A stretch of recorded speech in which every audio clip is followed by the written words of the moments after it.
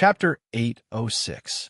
When the shadow disappeared, the strange fluctuation in the air that seemed to break through space also disappeared at the same time.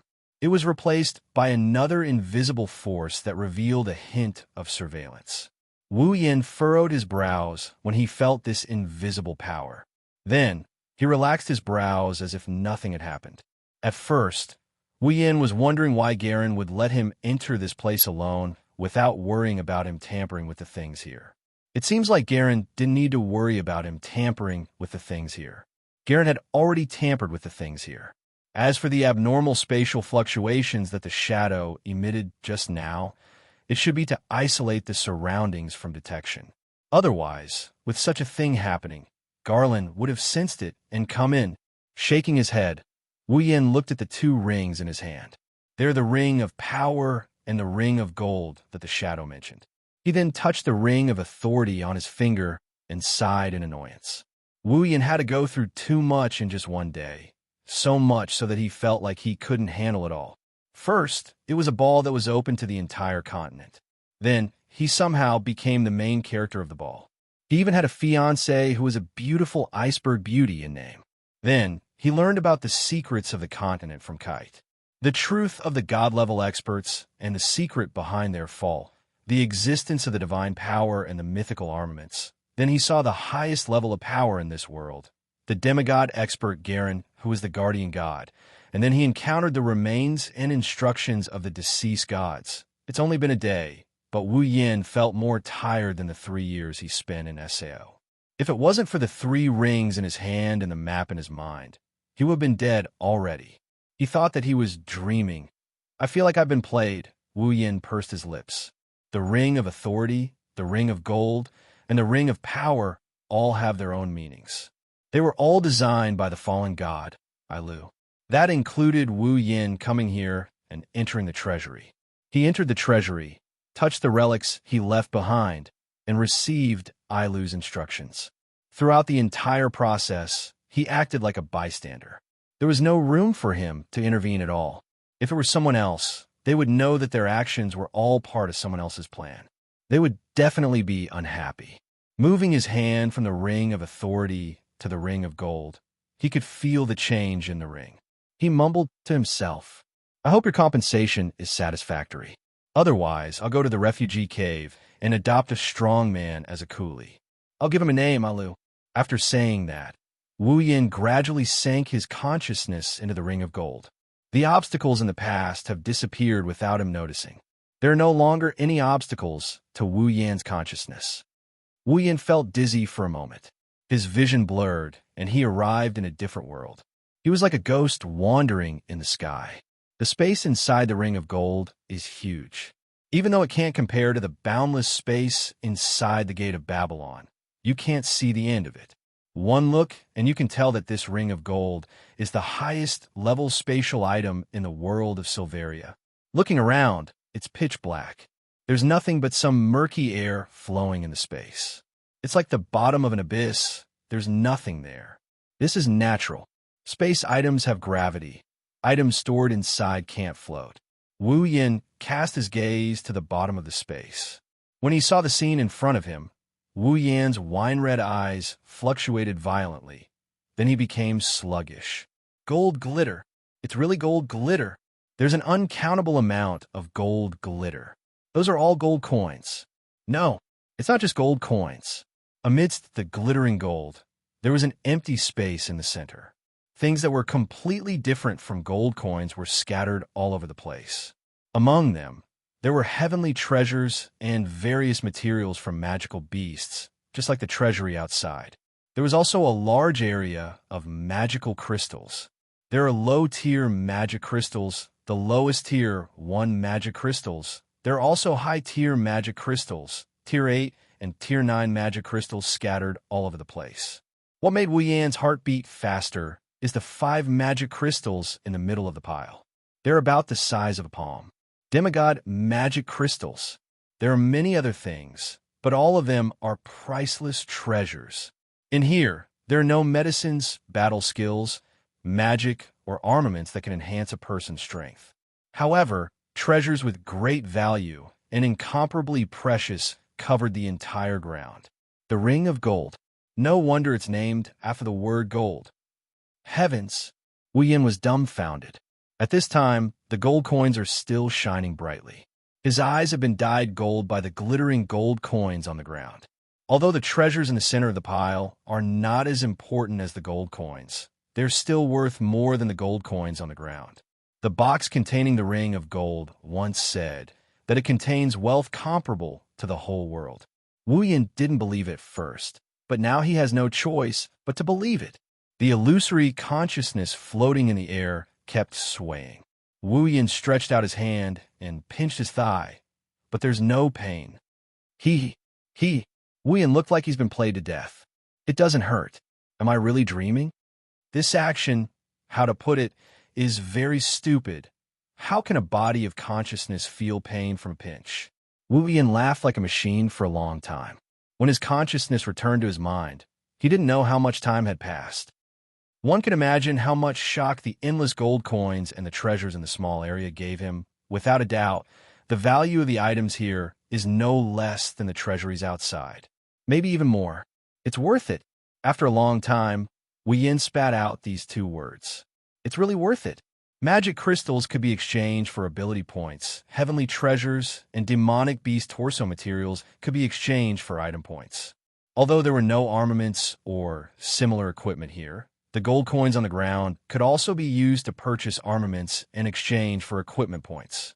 With the items in the ring of gold, Wu Yin's equipment points, and ability points will increase to an unimaginable level. He's really out of poverty. It's a pity that there are no life force items or monster eggs. I can't exchange them for summoning points. Although he said it's a pity, Wu Yin's mouth has already turned into a hippopotamus shape. Everyone can see the ecstasy in his heart. The expansion of the 3 types of points had undoubtedly helped him tremendously. At this time, if he still doesn't feel satisfied, he should be struck by lightning. Moreover, items that contain life, energy, and demonic beast eggs that can be exchanged for summoning points can also be bought with gold coins. Although it's hard for him to come across such items, but with gold coins in hand, the world is his. His consciousness has already plunged into the pile of gold coins. Although he can't feel anything, Wu Yin still happily rolled around like a landlord, a big money grubber, and more like a nouveau riche. The idea of going to the refugee cave to adopt a fierce man as a coolie and give him the name AI Lu has now disappeared.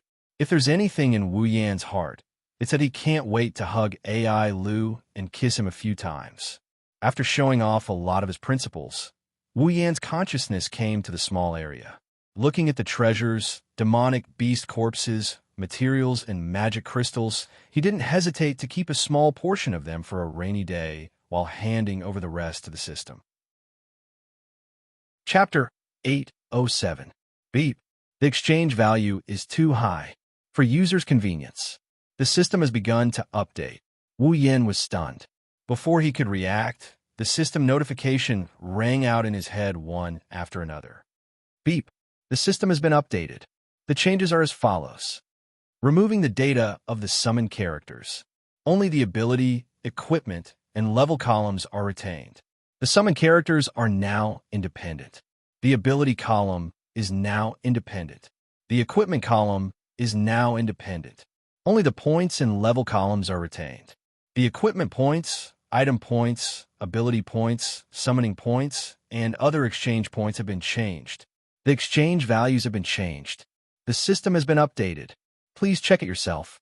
Listening to the system beeps ringing in his mind, his jaw dropped. By the time the beeps stopped, his jaw had already turned into an O shape. His mind went blank from the bombardment of the system. He didn't know what to make of it. System. Update? Wu Yan's mouth twitched. So the system can be updated? The system has its own independent judgment program. The other programs are also provided based on the user's applicability. In order for the user to check, the system will make its own judgment and update the values. If the system causes any inconvenience to the user, the system has the final right to explain. The user may inquire at any time.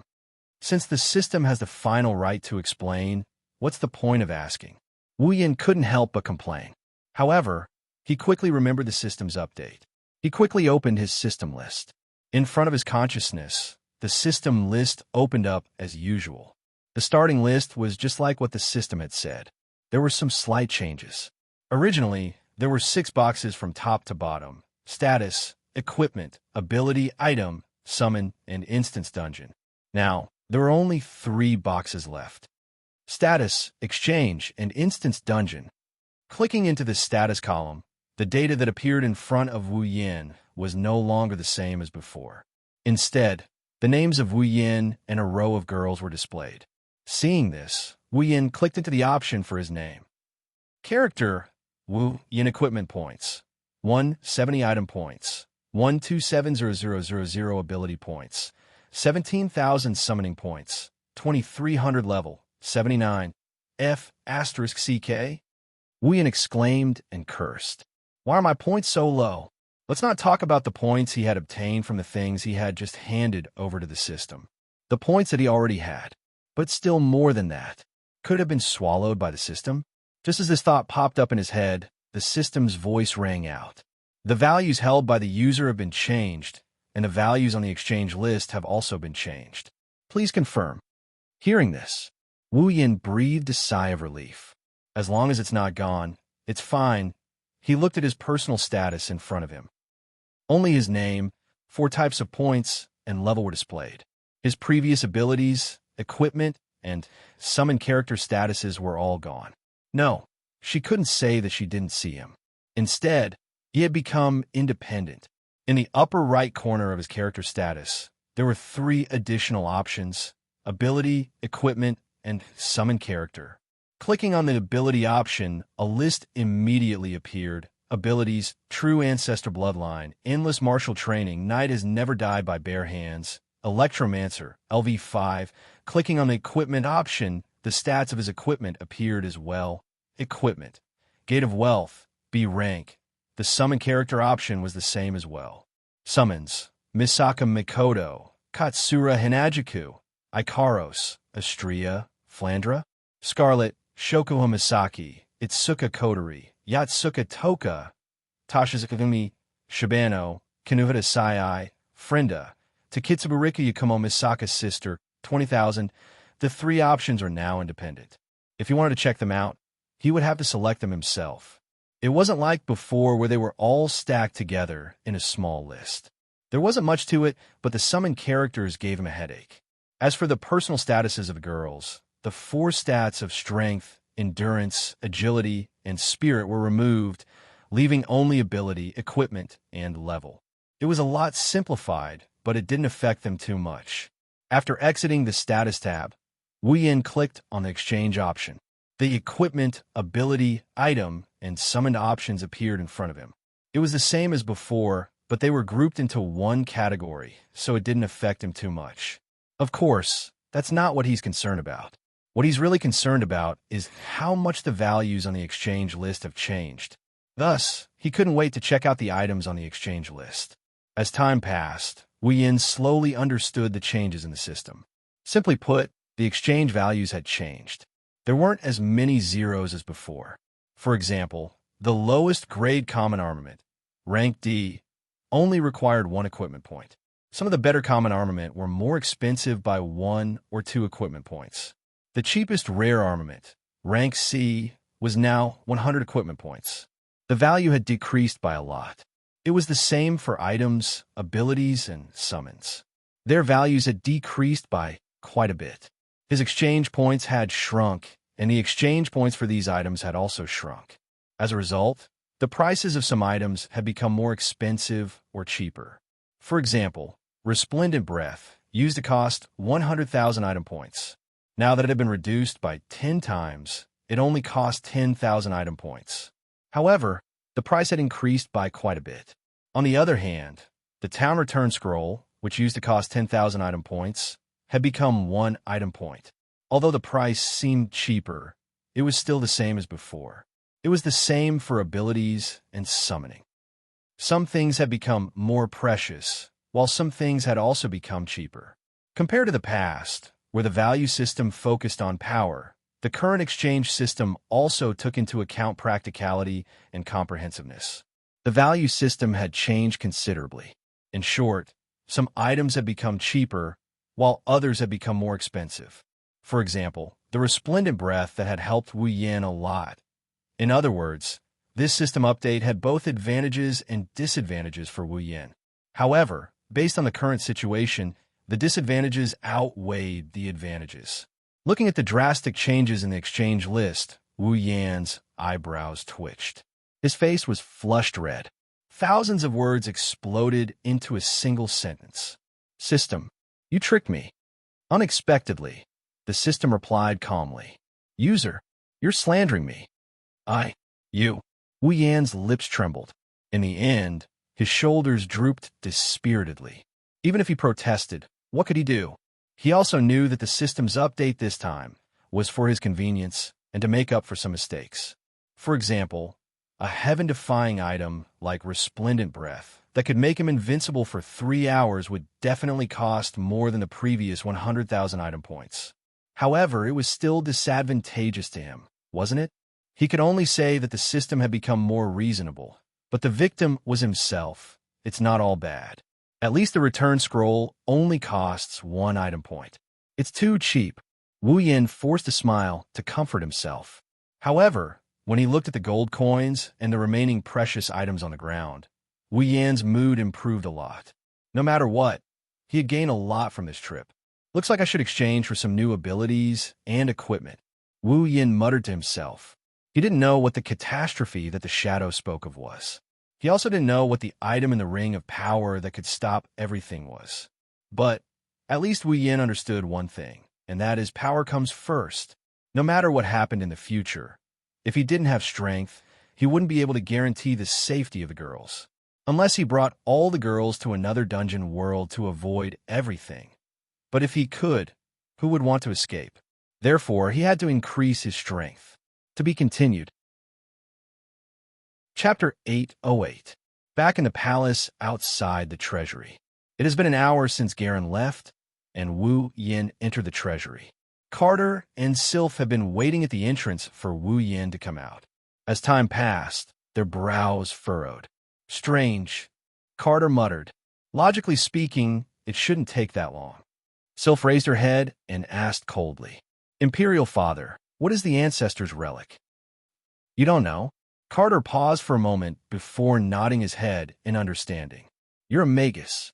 The Ancestor's Relic is of no use to you. It's normal that no one told you about it. Carter retracted his gaze and placed his hands behind his back. Actually, the Ancestor's Relic is a battle technique he used when he was alive. Battle technique? Sylph turned around and paused for a moment. The Ancestor's battle technique? Carter nodded. Sylph hesitated for a moment. If it's a battle technique used by the Ancestor, then it must be very precious. Do you really think it's a good idea to give it to an outsider? That's why you got engaged to him. Kate smiled helplessly. The Ring of Authority was left behind by our ancestors. As a god, even if it's just a symbol, most people won't easily let go of it. After all, it has the title of a god. In such a situation, other than the combat skill left behind by our ancestors, there's no one who can give it up easily. Is there anything else we can trade with him? Compared to controlling the entire empire, the price of a single combat skill is still worth it.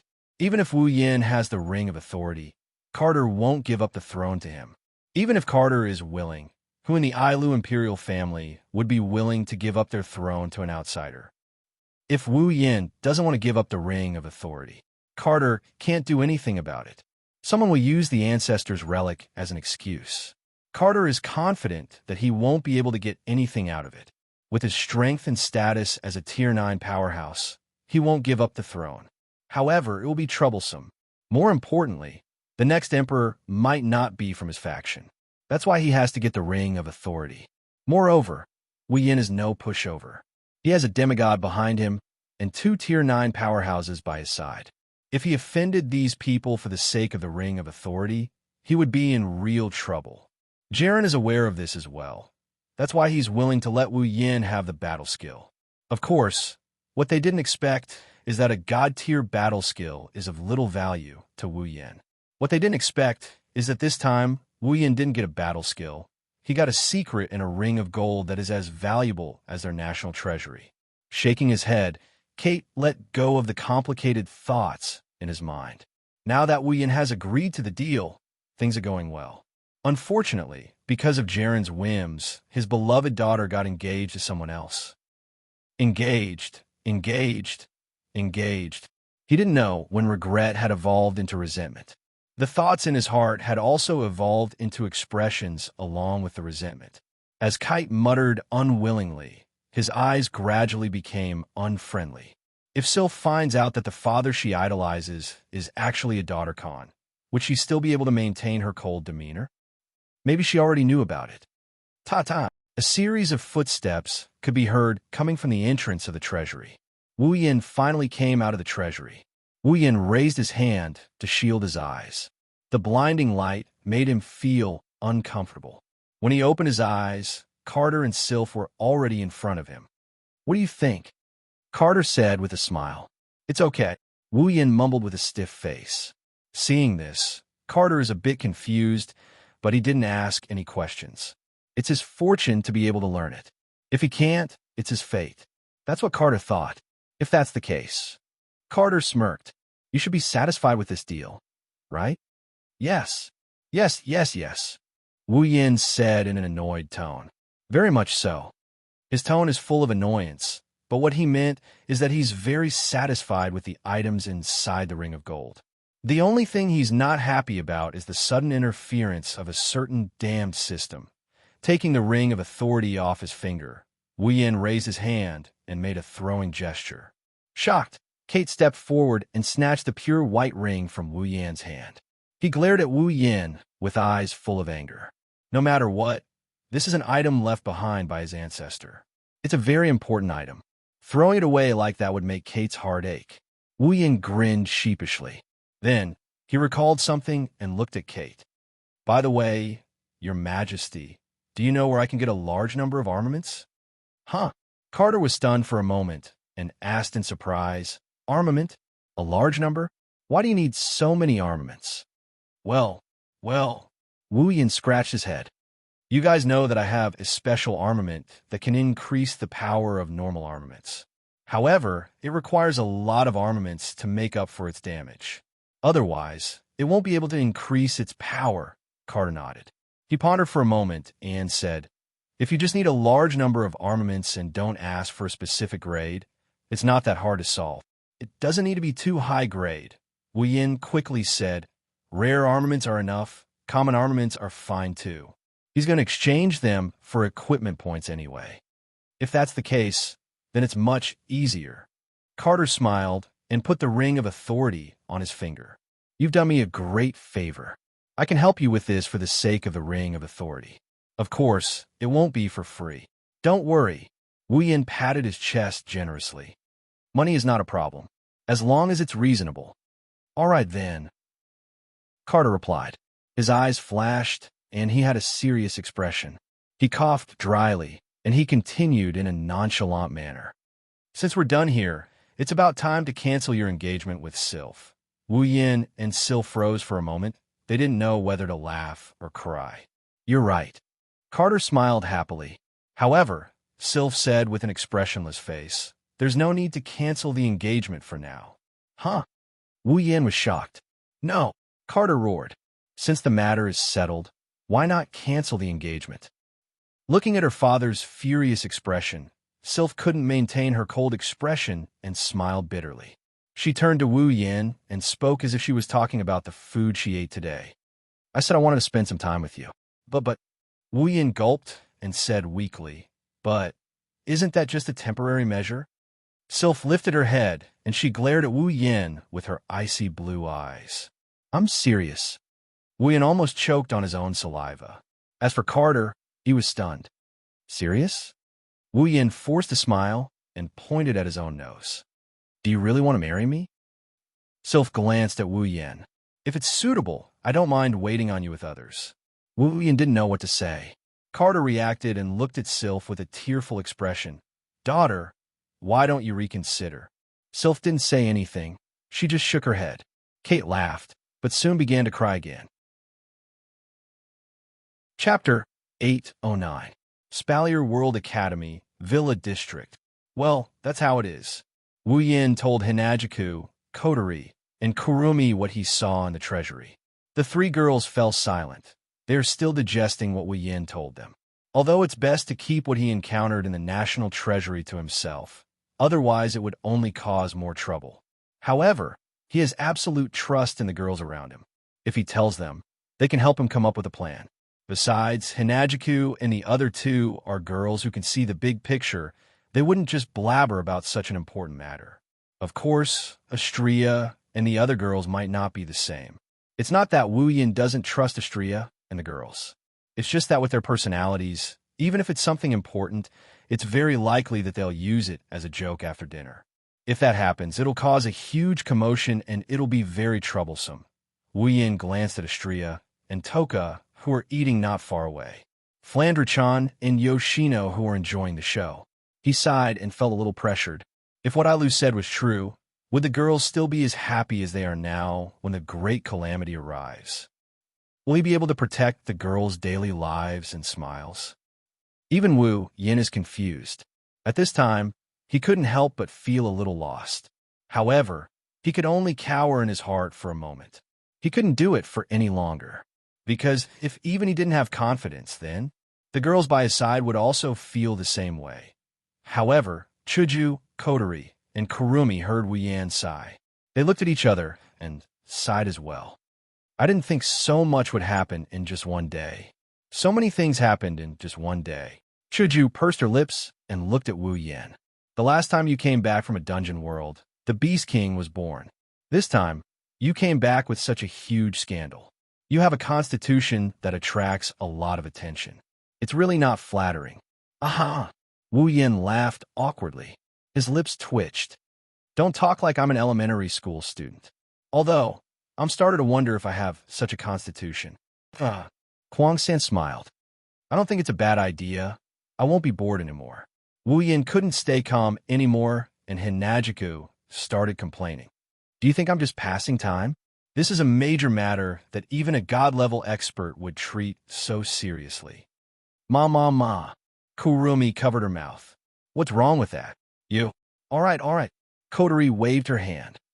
There's no point thinking too much about it. The great calamity might not happen, right? Otherwise, Ailu wouldn't have sealed the so-called solution. Instead, he would have left it to his descendants. It's too early to talk about this. We'll talk about it later. Hinajiku and Kurumi nodded nonchalantly. Wu Yin couldn't help but feel helpless. If anyone in Silveria were to find out about this, they wouldn't be as relaxed as the girls here. It was more important for them to come up with countermeasures beforehand. Of course, there was bound to be panic, there were pros and cons, so it wasn't easy to comment on them. In the end, the Spalier world isn't their world. Their sense of belonging isn't as heavy as the people of this world, so it's not hard to imagine how much they would take this matter to heart. If it wasn't for the fact that he's worried about the safety of the girls, Wu Yin probably wouldn't have paid much attention to this matter. But Kotori was right. This matter hasn't happened yet. There's no need for them to talk about it here. They're only making him more annoyed. It's best to just let it go. While Wu Yin was thinking, Kurumi suddenly smiled strangely. She narrowed her eyes and said to Wu Yin, By the way, Aotsu-sama, you seem to have a very close relationship with that princess. How enviable. The air froze. Wu Yin froze on the spot. He froze on the spot. Chuju and Kotori looked at him with hostility. They didn't say anything, but their attitude made Wu Yin feel like he's sitting on pins and needles. He could only fake a smile. Hinajiku and Kotori didn't feel any better when they saw the forced smile on Wu Yin's face. The atmosphere didn't ease up either. The two girls looked at Wu Yin with a give-me-a-reasonable explanation look. Wu Yin felt like crying inside. Hinajiku is one thing. She's a jealous person. He didn't think Kotori would act like this as well. Where did the cute little sister who helped her brother chase after the elven girl go? Master. At this time, Ikaros's eyes flashed with a glint of data. You could faintly see a sci-fi-like frame moving back and forth in her eyes. Someone is approaching. Just as Ikaros finished her sentence, someone knocked on the door of the villa. In an instant, the noise in the villa slowly subsided. Wu Yin nodded. Ikaros, open the door. Yes, master. Leaving Wu Yan's side, Ikaros walked to the door and opened it. Everyone's gazes turned towards her. Excuse me, is Wu Yan Sama in? There were 3 men in armor standing at the entrance. 2 of them looked like guards standing behind them. The one in the lead looked more like a knight than a guard. He was also the one who had spoken. When he saw that the person who opened the door was an extremely beautiful young lady, a flash of surprise flashed across the knight's eyes. His expression also became sluggish for a moment, but he quickly reacted and hurriedly lowered his head. This one is a member of the imperial family. His Majesty ordered this one to deliver something to Wu Yan Sama. Deliver something? The girls flinched. Wu Yan's eyes lit up. He stood up and walked to the door. I am Wu Yan. My lord. The knight bowed respectfully and handed a ring to Wu Yan. This is what His Majesty ordered me to deliver to you. Wu Yan eagerly took the ring and sank his consciousness into it. A moment later, a space with a large number of weapons was imprinted in Wu Yan's mind. These are the armaments that Carter promised to help Wu Yan find. Wu Yan's eyes flashed with joy. He smiled at the knight and said, "Thank you for your hard work. This is what I should do." The knight bowed deeply. Then this one will take his leave. The knight stole a glance at Ikaros. He heard that Princess Sil's fiancé has many beauties around him. He didn't want to believe it at first, but now he has no choice but to believe it. The knight looked at Wu Yan with an envious gaze. He saluted Wu Yan again before leaving with his 2 guards. Flander-chan poked her head out from Wu Yan's side. Is it something fun? Big bro. Wu Yan laughed when he heard this. It's not something fun, it's something useful. Wu Yan turned around and ran up the stairs. He shouted at the girls. I'm going up first. Don't wait for me to eat. Wait. Hinajuku subconsciously urged him to stay, but before she could say anything, Wu Yan disappeared in a flurry of footsteps. Seriously, Hinajuku grumbled. We're not done yet. Kotori looked at the stairs and shook her head. Maybe even he's getting anxious. Chuju fell silent for a moment before she helplessly leaned back in her chair. I wonder how Makoto and the others are doing. Are they doing well in the Behemoth Forest? If Shokuho Misaki is here, she should be able to give us some good ideas. Ah, Allah. Kwang-san also revealed a devilish smile. I miss her too. Chuju felt even more helpless. Well, Kotori looked at the direction Wu Yan disappeared. I hope it won't be too troublesome. Chapter 810. With a bang, Wu Yan closed the door and ran to his bed. He kicked off his shoes and jumped onto the bed. He picked up the armaments that Carter sent over and began to inspect them. The amount of armaments in the space ring was very impressive, but the quality was a bit lacking.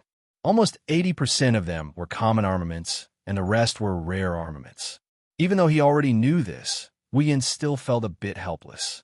Well, it didn't cost much anyway. A certain person who recently became rich said, even though Carter sent over a lot of armaments, the cost wasn't even 1/10,000th of the gold coins in the Ring of Gold. If it wasn't for the fact that 20% of them were rare armaments, it probably wouldn't even be 1/10,000th of the gold coins. From this, it could be seen how much gold coins there were in the Ring of Gold. With a flip of his hand, Wu Yan handed over all the armaments in the space ring, including the ring itself, to the system. Ding! Obtained 12,000 equipment points. 12,000 equipment points? Wu Yan scratched his head. The system update made him unable to react to the amount of equipment points he received. According to the current exchange value, the cheapest D-grade common armament was 1 equipment point, the cheapest C-grade rare armament was 100 equipment points, and the cheapest B-grade gold armament was 1,000 equipment points. In other words, 12,000 equipment points could be exchanged for 12 of the cheapest gold armaments. Of course, the cheapest. It should be a lot, right? Wu Yan sighed. Even though the system update made it easier for him to check, Wu Yan still couldn't get used to it. After all, his thought process was still stuck at the time when a rare armament cost more than 100,000 equipment points. Character, Wu Yan equipment points, 12170 item points, 12700 ability points, 17,000 summoning points, 2300 level, 79, after checking his current points. Other than summoning points, which were still the same as before, the other 3 points had increased by quite a bit.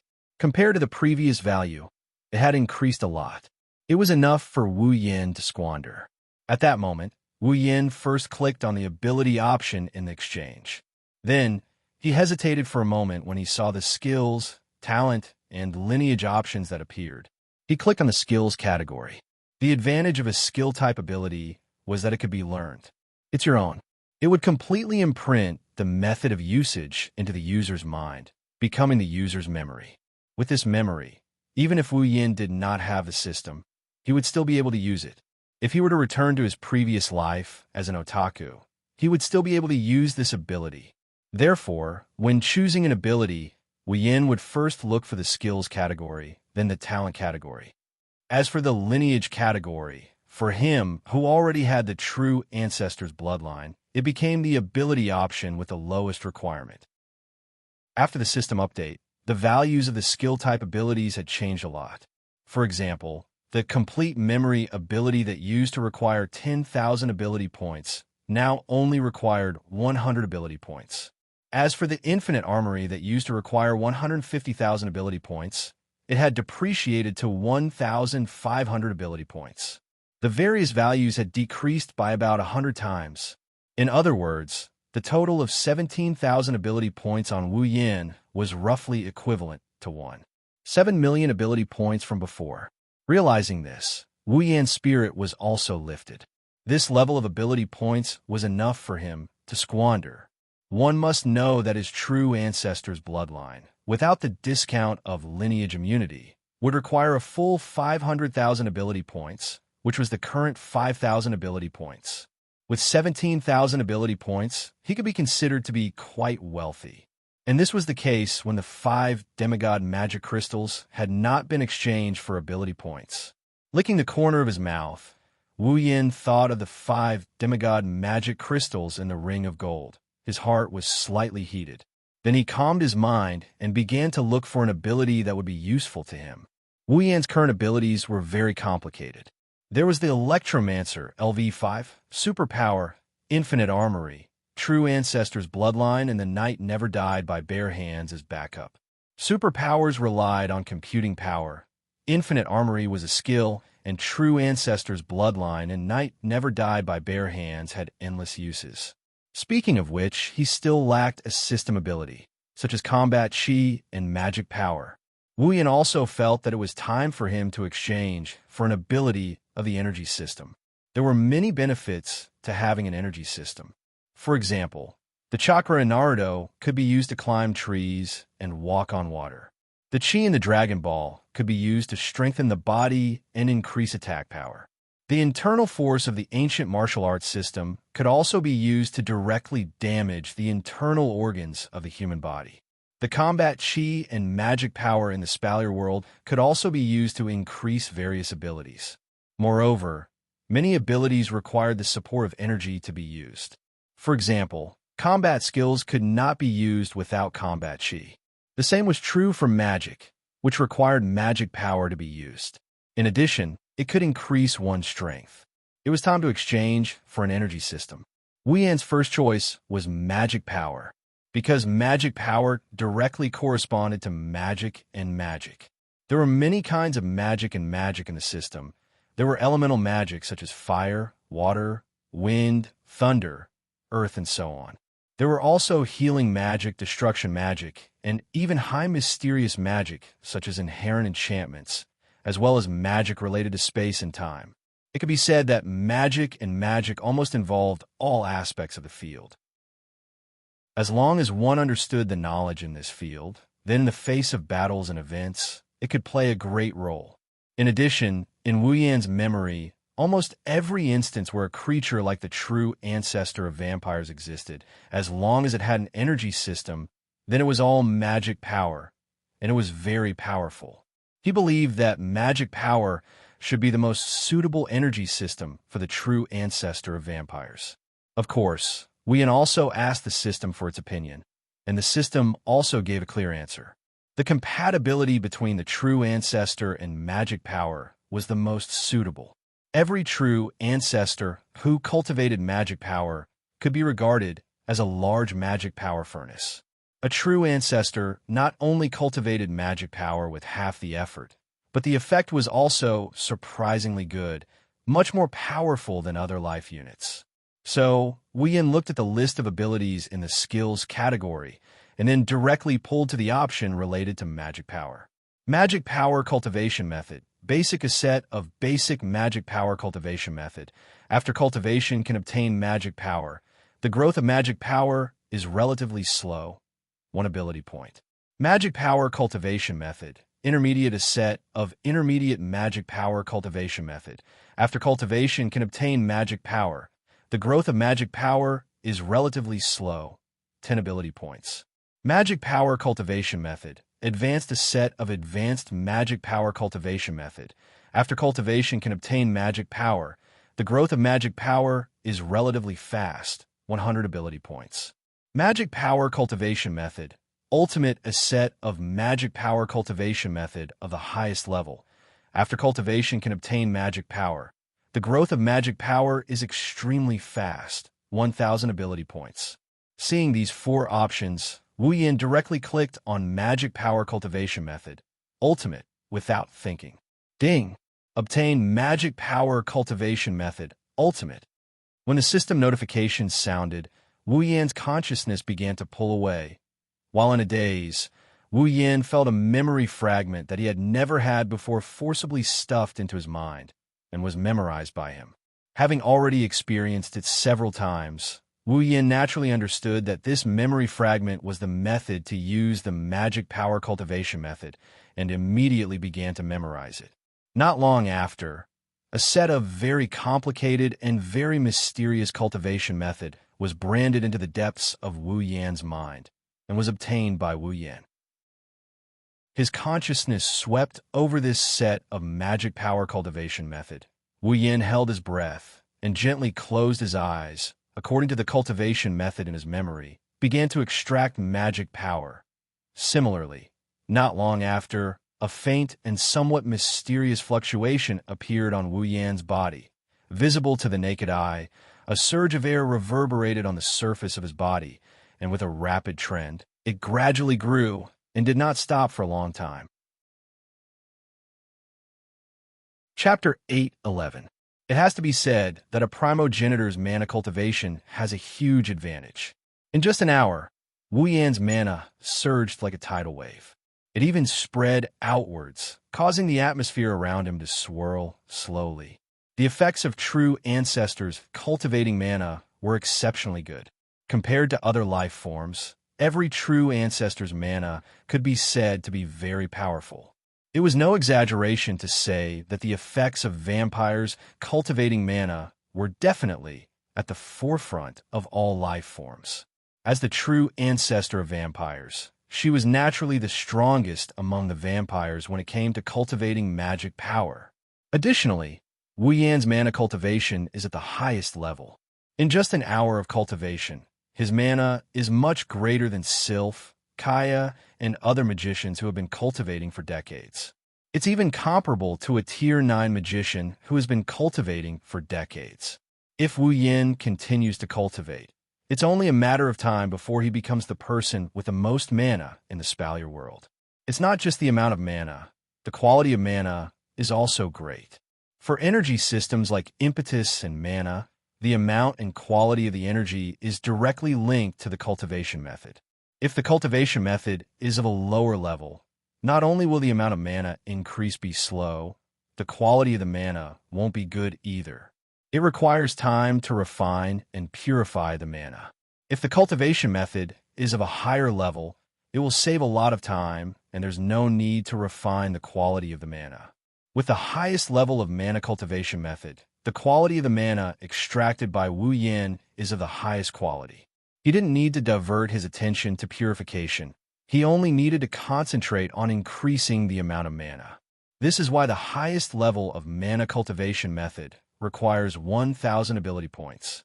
If converted to the previous value, 1,000 ability points would be equivalent to 100,000 ability points. As time passed, Wu Yan's mana grew larger and larger. A A small storm started to form around the room due to the mana fluctuations. It didn't take long for the utensils in the room to be blown all over the place. It's a mess, and it's getting bigger and bigger. If this continues, this room will be destroyed sooner or later. He was merely cultivating magic power, yet he could produce such a scene. Of course, it was partly because it was a magic power training method of the highest level, but more importantly, it was practiced by a true ancestor of vampires. In the entire Spalier world, and even the entire Instance Dungeon worlds, there was only one person capable of such a feat. Fortunately, just as the wind was about to evolve into a tornado, the mana fluctuations on Wu Yan's body suddenly slowed down, and the flow of mana gradually shrank into Wu Yan's body. The surrounding wind and waves also weakened. By the time Wu Yan's mana was completely withdrawn into his body, the surroundings had completely calmed down, leaving behind a room as messy as a garbage dump. Utensils were scattered all over the floor, creating a very messy scene. On the bed, Wu Yan gently opened his eyes. In an instant, the pair of wine-red pupils seemed to be suffused with a golden light, accompanied by an indescribable flash of light. The flash was like an illusion. However, the luster in his eyes became even deeper, like a ferocious beast hiding in the abyss. Wu Yan stretched lazily and exhaled in satisfaction as he sensed the tremendous amount of mana flowing through his body. As expected of the energy system most compatible with a true ancestor of vampires. If it were another energy system, I'm afraid that no matter how talented I am, it would take me a year or so to achieve the same effect. Now, Wu Yan only felt one thing, and that was fullness. It wasn't that his body was weak before, but in the past, although his body was called the body of a true ancestor, it was no different from humans except for its undying nature. It still had a stomach, and all the internal organs were intact. There was nothing extra or missing. Now, with the addition of mana, which was something the human body didn't originally have, it could also enhance his body in various aspects, such as stamina, endurance, and so on. Wu Yan felt a sense of fullness, and it wasn't an illusion. After taking a closer look at the benefits of magic power and the novelty of it, Wu Yan diverted his attention away from it. He looked at the system tab that was still open, and he started checking it again. With mana, how could he not use it? Mana had endless uses in various aspects, but it could only be used to enhance and strengthen the body. To truly show the value of mana, one needed to know how to use it. For example, magic and magic. The magic in the system was different from the magic in the Spalier world. The so-called magic was to use a mysterious method not known to ordinary people to reproduce the things that could be done through human technology with the power of an individual. For example, magicians only needed to use magic to build a tall building. It could be done in just a few seconds, but human technology would take days or even years. This was the power of magic. Another example would be humans making fire. Magicians could also use magic to make fire. The difference was that humans used fire, while magicians could manipulate fire. Usually, humans could also do this. Magicians used magic to construct power to use this mysterious method, which was called magic. In the Spalier world, the ice magic used by Sylph and Lulu, the wind magic used by Kaya, and other types of magic are all magic in the system. Magic, on the other hand, can create miracles that even magic and human technology can't do. For example, it can interfere with time or can bring the dead back to life. These are things that humans can't do no matter how much time and resources they have. But magic can. This is also the main difference between magic and magic in the system. To put it simply, what humans can do with technology can be done with mana. This is magic, something that humans couldn't achieve with their own technology, but with the use of magic, they could achieve a miracle. That was magic. Of course, there are many ways to use mana. It can only be used for magic or magic. However, these two are the most obvious ways to use mana. That's why Wu Yan chose to use these two mysterious powers. There are so many magic tricks in the system that it's a headache. Wu Yan can't exchange them all at once. The best way is to exchange them all at once. Coincidentally, There's a very subtle ability in the skills category that can do this. 103,000 grimoires, originally from the Magic Manual. It is a medium of knowledge that contains all sorts of magic tricks, spells, and mystical techniques from all over the world. It can be used as a pure form of knowledge. The user can directly access all the relevant knowledge. However, the source of a knowledge has the side effect of corrupting the user's mind. If used as an ability, the user will be immune to this side effect and gain access to all the information recorded in the 103,000 grimoires. Cost: 15,000 ability points. When Wu Yin saw this ability, he had two feelings. One is that it's strange, and the other is that it's expensive. Strange, of course. 103,000 grimoires.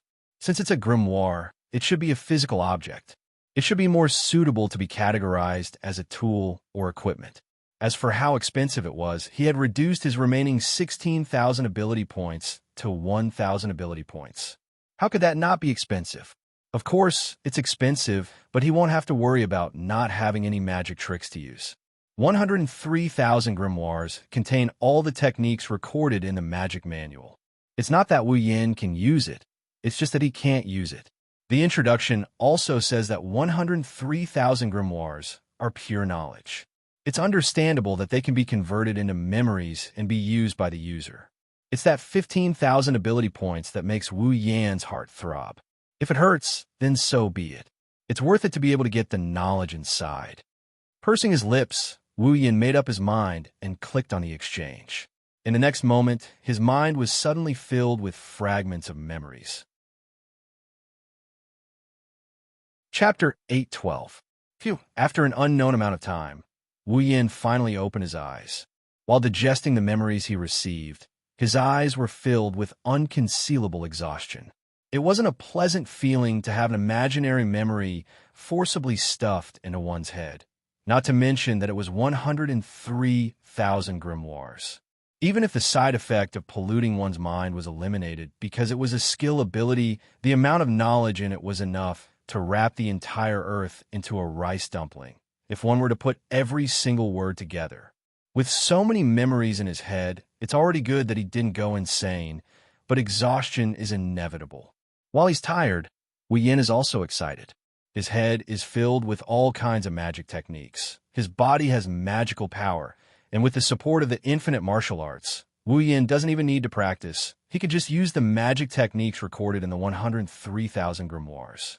Other people can't learn such a huge amount of magic in their lifetime. Wu Yin can learn it all just by clicking on the system list a few times. This is the advantage of the system. Now, Wu Yin can rely on everything he learned. He doesn't need any superpowers. He doesn't need any other mystical abilities. The current him, even without the system, still has the capital to become strong. 16,000 ability points, it's worth it. Rubbing his forehead, his face.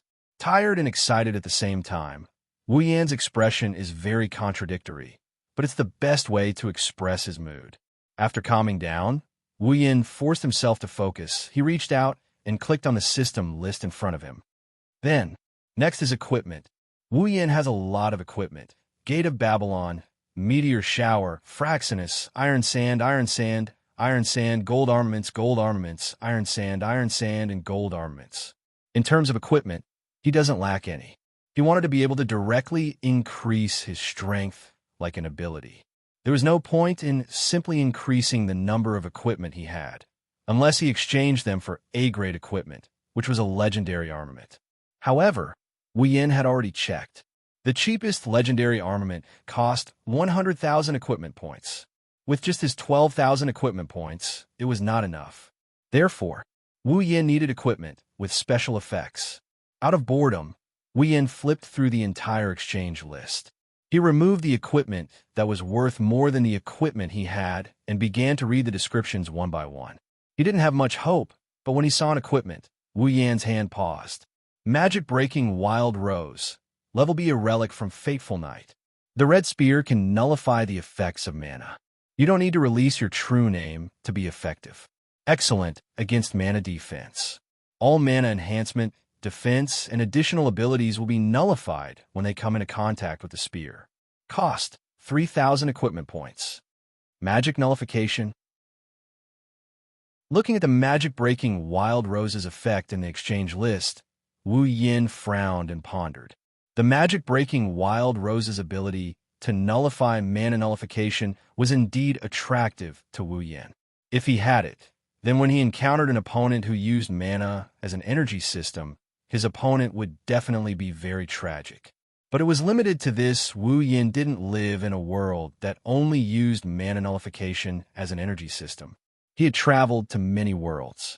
Among them, there were all kinds of unique mysteries unique to each world, such as combat energy, mana nullification, and super abilities. If it only nullified mana nullification, it would be a little too limited if, in his heart, an idea kept growing like bamboo shoots after a rain, and it was getting more and more uncontrollable. After repeatedly verifying this sudden idea, Wu Yin raised his head and spoke. System, is there a way to make the magic-breaking Wild Roses target transition from mana nullification to all super abilities? His voice echoed in the messy room and even reached Wu Yan's ears. Hearing this sentence, even Wu Yan was a little surprised. Did he really come up with such an idea? It seemed that even the system didn't expect Wu Yan to suddenly ask such a question. For a moment, it didn't answer Wu Yan's question. Only when the echo-like voice faded away, the system's voice sounded in Wu Yan's mind. According to the system's judgment, the user's proposal is feasible. Wu Yan was stunned, but when he came back to his senses, he couldn't help but be ecstatic. Really? Tell me what to do.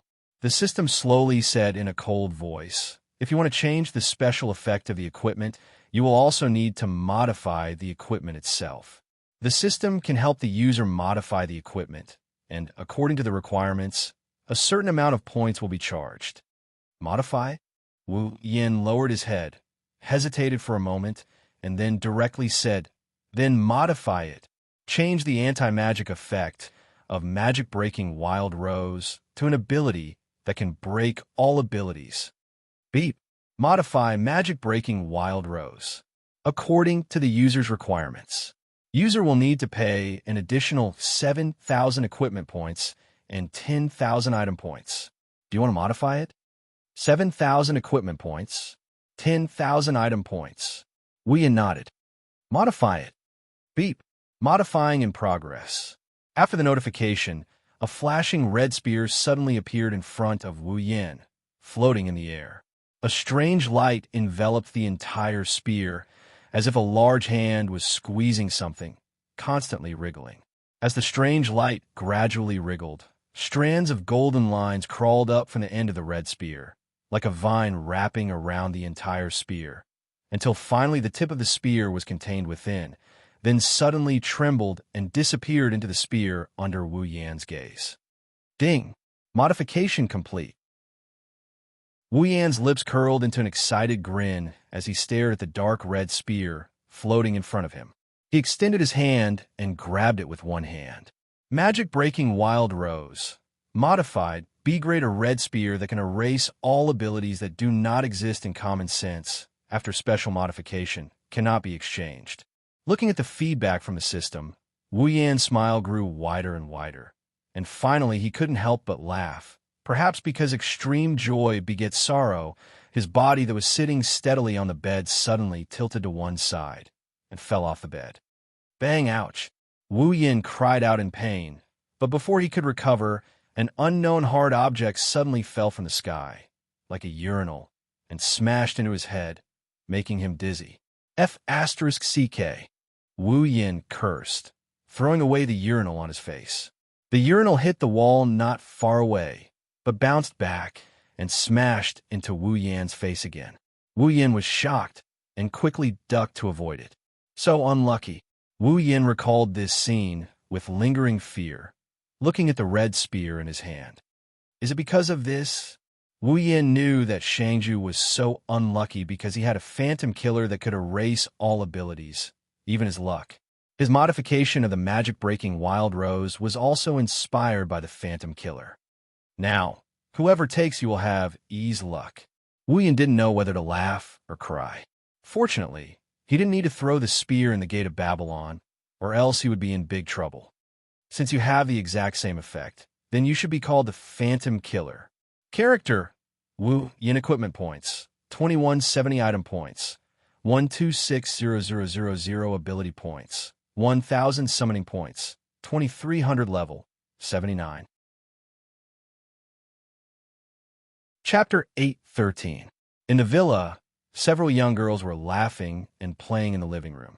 Their pleasant laughter spread everywhere, and it sounded very happy. Even Kurumi, who usually only likes to quietly drink black tea, was playing with Flandre-chan and Yoshino for a while. The joyful atmosphere was obvious. From time to time, the girls would cast their gem-like eyes towards the upper floors of the villa. They would stare at the door of a certain room as if they were anticipating something. They seemed to be enjoying it. It had only been less than half an hour since the girls woke up. However, in this half an hour, each of them had cast their gazes towards the door of that room no less than 10 times. However, they pretended that they didn't care. Wu Yin has been in the room for an entire day. However, Wu Yin showed no signs of coming out of his room. Astria and the others are worried. They suggested calling him out several times, but they were stopped by Chuju and Kotori. Even though they are worried, they sensed a dense wave of mana fluctuating in the room ever since Wu Yin entered the room. It's getting stronger and stronger. Hinajiku, Kotori, and Kurumi sensed Wu Yan's aura from the mana fluctuation. It's probably Wu Yan's handiwork. Based on Wu Yan's actions yesterday, they deduced that Wu Yan must have exchanged for a new ability, and he's currently cultivating it. When he comes out of his room, he'll probably be dead. He will definitely improve by leaps and bounds when he comes out of the room. It's not the right time to wake him up. Kotori would have dragged Wu Yin out of the room otherwise. Since the first day she met Wu Yin, the task of waking him up has always been her younger sister's daily routine. Looks like there's no result for now. After waiting in the hall for a while, Kotori let out a sigh of relief when she saw that there were no other movements apart from the fluctuating mana waves in the upper level of the mansion. She stopped paying attention to the door and started enjoying her dessert. Of course, it's the jewel. Just as Kotori gave up on her observation, the fluctuating mana in the room suddenly expanded. It increased by several times in an instant. The entire mansion shook. Chuju, Kotori, Astria, Toka, and the others noticed the change. The girls in the living room had a change in expression. They turned their attention to the room above. Along with the spread of this fluctuation, Ikaros's eyes quickly turned and shrunk. In an instant, they turned a deep crimson red. Behind her, a pair of pink wings flapped, and she flew towards the direction of the room. The other girls came to their senses and rushed towards Wu Yan's room. Under Ikaros's lead, they barged into the room and looked at the direction of Wu Yan's bed. Wu Yan's eyes were closed. Instead of reacting to the invasion of the girls, a surge of magical energy slowly surged in his body and continued to rise. In a very short period of time, it surpassed the previous peak level and continued to rise. They felt Wu Yan's rapidly increasing mana fluctuation. The girls are nervous because they can't tell if this is a good thing or a bad thing. They didn't dare to act rashly. They huddled together as they stared at Wu Yan's figure on the bed. Their bodies tensed up as they stared at Wu Yan's figure. If anything happens, they will rush to Wu Yan's side at the first sign of trouble. The stalemate continued. Wu Yan's mana surged for about 10 minutes. Towards the end, the rate of increase slowed down until it reached a certain peak. Another minute later, the mana stopped expanding and it shrunk back into Wu Yan's body as if it had reached its limit. The mana flow slowly receded back into his body as if it was being sucked in by a ventilator. As the mana flow receded back into his body, Wu Yan's face became redder and redder. By the time the mana flow receded back into his body, Wu Yan's face was as red as if he just soaked in a hot spring. Then, his face returned to normal. His closed eyes trembled. Finally, under the girls' joyful gazes, Wu Yan's eyes slowly opened. Phew! Exhaling, Wu Yan's face glowed red. He could feel the mana in his body growing several times stronger than before. He couldn't hide the joy on his face. He couldn't help but be overjoyed. It doesn't seem like a bad thing. Kurumi pursed her lips and smiled at Wu Yan's joyful face. At this moment, Wu Yan noticed the girls in his room. He was startled. Blinking his eyes, Wu Yan was surprised. "Why are you all here?" Hearing this, the girls were all annoyed. "You made such a big ruckus, and you still have the nerve to ask." Hanajiku rolled her eyes playfully. "You really can't stand being lonely." Commotion. Wu Yan scratched his cheek. When he noticed the messy room around him, he roughly understood what happened. He smiled bitterly, making the girls even more annoyed. Kotori looked at Wu Yan and bit the pearl in her mouth. "Quite the harvest?" Wu Yan curled his lips and nodded. Anyone could tell what he's feeling right now from that look. For an entire day, Wu Yan immersed himself in mana cultivation. He didn't rest for even a second. Naturally, his harvest was great. If at the beginning, Wu Yan's mana was a stream, then now, the mana that filled his entire body could be described as an ocean. Under the effects of the highest level of mana cultivation in the body of a true ancestor, Wu Yan's talent was fully displayed. At this time, he could clearly feel that every corner of his body, every cell, every drop of blood, was transmitting excitement and joy. It was like a glutton who had been starving for a long time suddenly ate a few days' worth of food to fill his stomach. He was satisfied. Now, Wu Yan finally understood how much he wasted this body in the past. That's why when he started cultivating his mana, his body seems to have accumulated a lot of power, squeezing out all the time he wasted in the past. In just one day, Wu Yan's gains are unimaginable. But this is a good thing. He can only do it once he unlocked the potential of the true ancestor body. From now on, he will have to take it one step at a time. He won't be able to reach the heavens in a single bound. But even so, Wu Yan is very satisfied. Just the amount of mana in his body alone is unimaginably powerful. In terms of quantity, even some demigod mages can't compare to him. As expected of a true ancestor called a mobile mana furnace by the system. Rolling off the bed, Wu Yan contentedly wriggled his body that had been sitting for an entire day. A burst of crackling, sounds like beans being crushed, rang out. The girls almost thought that Wu Yan's body was made of iron and rusted. "Mzur." Seeing Wu Yan get off the bed, Ikaros immediately stepped forward and handed him a loaf of bread. "Thank you." Wu Yan seemed to be hungry as well. He took the bread with a smile and took a bite. He then patted Ikaros on the head. Ikaros revealed a look of enjoyment and rubbed her head against Wu Yan's palm. A happy blush appeared on her face. Swallowing all the bread in his hand into his stomach, he licked his fingers as if he still hasn't had enough. He glanced at the girls who were watching him, and after pondering for a bit, he lifted his head. "Since everyone is here, it just so happens that I also have something to discuss with all of you." Hearing this, the girls quickly became serious. Wu Yan couldn't help but nod. "I think it's time for us to leave this place." Chapter 8:14. Leave this place? Because it was too sudden, the girls couldn't react in time and were all stunned. Wu Yan nodded and he walked to the window. He sighed as he looked at the scenery of the Villa District and the Arena Tower in the distance. Spalier World Academy might be the strongest academy in the Spalier world, but I don't think there's any reason for us to stay here anymore. Wu Yan turned around and he looked at the girls one by one. When we first came here, our strength couldn't be compared to now. At that time, Kotori, Kurumi, Toka, and Yoshino hadn't come to our side. This was the most famous gathering place of the continent's geniuses. Lulu and the others were also here. We came here with the intention of seeing them and improving our strength. But now, Spalier World Academy can't keep up with our progress. They can't meet our requirements. Wu Yan said helplessly. There's no point in staying here any longer, and leveling up is a big problem. So, I think it's time for us to leave. Leave? The girls looked at each other in silence. It's unknown if they were reluctant to leave this place or if they were lost. Well, not all of them are like that. Ikaros quietly walked to Wu Yan's side and tugged at his sleeve. Ikaros will go wherever it goes. Ikaros's simple and gentle words woke up the girls around her. They looked at each other and smiled. Ikaros-senpai is right. Astria jumped to Wu Yan's side. Opposing Ikaros, She also tugged at Wu Yan's other sleeve. Wherever it goes, Astria goes too. Flan too. Flan too. Flander-chan jumped into Wu Yan's embrace, not wanting to be left out. Oni-chan, you can't leave Flan behind. Why you still have me? Yoshino came over timidly. You guys. Wu Yan shook his head, but he couldn't help but smile.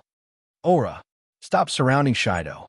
Ikaros and the others leaned on Wu Yan intimately. Toka got jealous. She stomped her feet and yelled. I won't leave Shido either. Don't leave me behind, she yelled. Toka pounced on Wu Yan. She overloaded Wu Yan's body. Bam! Both of them fell to the ground. Hinajiku, Kotori, and Kurumi couldn't help but bitterly chuckle. He said he's leaving. Hinajiku stepped forward and helped Flander-chan and the four sisters up. She turned to Wu Yan. Where are we going? Do you have a destination? Wu Yan grinned and waved his hand. Let's go to the behemoth forest first. Makoto and the others are still there. What about that Fei-Fei senpai? Kotori tapped her finger. Aren't you close with them? It's not good to leave just like that, right? Well, Wu Yan shrugged. Of course we have to tell them before we leave so they can't find us. Fei-Fei, senpai is fine, but Lulu is a different story. It won't be a joke if things get out of hand. Thinking about Lulu's personality, Hinajiku felt a headache coming. Do you need us to go with you? No need. Wu Yan shook his head. See if there's anything you guys need to pack. Go prepare some food as well. Get everything ready. The girls nodded in agreement. Wu Yan looked at the girls and nodded with a smile. Mana surged out of his body and enveloped Wu Yan. Under the girls' shocked gazes, a purple magic formation rippled beneath Wu Yan's feet.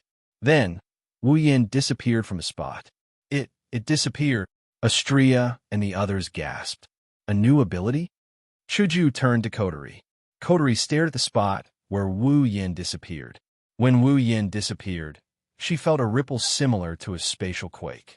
However, it was much milder and less violent. A spatial ability? Kurumi licked her lips and smiled wickedly. Interesting. Spalier World Academy, Fatal Forest Headquarters. In a room on the top floor, Fei-Fei is sitting on a chair. She's wiping Night Elf with a clean white cloth. She's taking care of her beloved sword. Lulu is lying on the sofa beside her. She's kicking her legs lazily. At a certain moment, Fei-Fei, who was wiping her sword, suddenly stopped. Her pupils shrunk, and she stood up abruptly, giving Lulu a big fright. She pointed the Night Elf in her hand forward and said coldly, What are you doing? Who is it? Fei-Fei said. Space rippled, and a figure appeared. Wu Yan appeared in front of the two girls. Yo! Wu Yan waved his hand at the two girls who were still in a daze. Fei-Fei, you have sharp senses. Yan. Fei-Fei put away Night Elf and stared at Wu Yan's face. She said hesitantly, You just, that. Oh, that. Wu Yan curled his lips. That's spatial manipulation magic. I just learned it recently. Spatial manipulation magic? Yes, it's magic. Wu Yan walked over to Lulu and sat down beside her. Lulu finally reacted to the situation, and she exclaimed, Why are you here? Why did you come all of a sudden? Wu Yan frowned and grabbed Lulu's face. Sorry, that's how I suddenly came here. Space control, magic. Fei-Fei frowned. She shook her head as if she couldn't get over it. She looked at Wu Yan. Do you need something from me? Wu Yan stopped his hand from Lulu and nodded. I'm leaving. Leaving? Fei-Fei and Lulu exclaimed at the same time. Why are you leaving? Fei-Fei's expression turned serious. She stared at Wu Yan. Did something happen? Did someone bully you? Lulu was anxious. If someone bullies you, tell me. I'll teach them a lesson for you. Ha! Wu Yan laughed dryly. Thank you so much. Unfortunately, it's not. Then why did you leave? Lulu grabbed Wu Yan's arm and hugged him with all the strength she could muster. Isn't it good to be here? Did I make you angry? Let me apologize. Seeing Lulu's anxious expression, Wu Yan felt pity for her and rubbed her head. It's not like that. It's just that we can't improve much in the Spalier World Academy. That's why we want to go out and explore. Then Lulu's eyes were filled with tears. Then I'll go with you. This. All right, Lulu. Fei, who had been silent all this while, raised her head and took Lulu's hand. You're not strong enough yet. If you go with them, you'll only be a burden. Fei. Lulu looked at Fei and finally couldn't hold back her tears. She threw herself into Fei's arms and sobbed. Lulu, don't cry. Wu Yin smiled bitterly and comforted her. It's just leaving the academy. It's not like we'll never see each other again. But, Lulu sobbed and said, I'll miss you guys so much. Wu Yin was speechless when he heard Lulu's words. Wu Yin sighed and rubbed Lulu's head. I'll keep in touch with you at all times. If you miss us, come and find us when you become stronger. Really? Lulu lifted her tear-stained face from Fei's arms and looked at Wu Yin. You can't lie to me. Don't worry. Wu Yin smiled gently. I won't lie to you. Wu Yin looked at Fei. Fei nodded at Wu Yin. There was no reluctance in her eyes, only understanding. Be careful. Okay. Wu Yin clenched his fist. Don't worry. Chapter 8:15. A piece of news slowly spread through the Spalier World Academy. The content of the message was very simple. Although it was simple, it made every student who heard it feel extremely shocked. The strongest student right now, Wu Yin, along with a group of girls beside him, applied for graduation. Graduation, this word wasn't unfamiliar. In the Spalier World Academy, there were students who graduated every year. There was a rule in the academy. Students above the age of 25 were not allowed to stay in the academy. Students above the age of 25 were required to take the graduation test. If they passed, they would graduate. If they failed, they would be expelled. Regardless of whether it was the students who participated in the graduation test before reaching the age of 25, or those who were still unable to pass the graduation test at the age of 25, these two types of people were born every year in the academy. However, there was no one who took the initiative to apply for graduation and participate in the graduation test before reaching the age of 25. This was to be expected. Silveria World Institute was the only institute in the world. It was a joint venture between the 3 empires and the 9 great houses. Here, resources from all over the world could be found. There was nothing you couldn't think of, but nothing you couldn't find. With the support of these resources, the students of Silveria World Institute would grow much faster than if they were training in other places. It's not wrong to call the institute the cradle of the strong. Many students covet the rare resources here. Even if they're strong enough, they would still choose to stay here. That's because this is where growth is the fastest. Never graduate before the age of 25. In the academy, this was already an unspoken rule, and now Wu Yin and the others had silently broken this rule before anyone knew about it. Countless students looked at each other. They couldn't help but speculate in their hearts. This group of people, he's really doing something that surprises people all the time. Huh? As for the final result of the graduation test, there was no need to look at it. In the academy, according to the level of the students, the difficulty of the graduation test also varied, but the difficulty was relatively fixed. Ordinary students, as long as they had the strength of the 6th rank, passing the graduation test wasn't a problem. Elite students, as long as they had the strength of the 7th rank, passing the graduation test wasn't a problem either. The graduation test for special students was of the highest difficulty. However, one only needed to have the strength of the upper 7th step. In that case, passing the graduation test was just a matter of time. In Wu Yan's group, everyone's strength was at least at the 8th level, and the 2 of them would usually only run around the academy.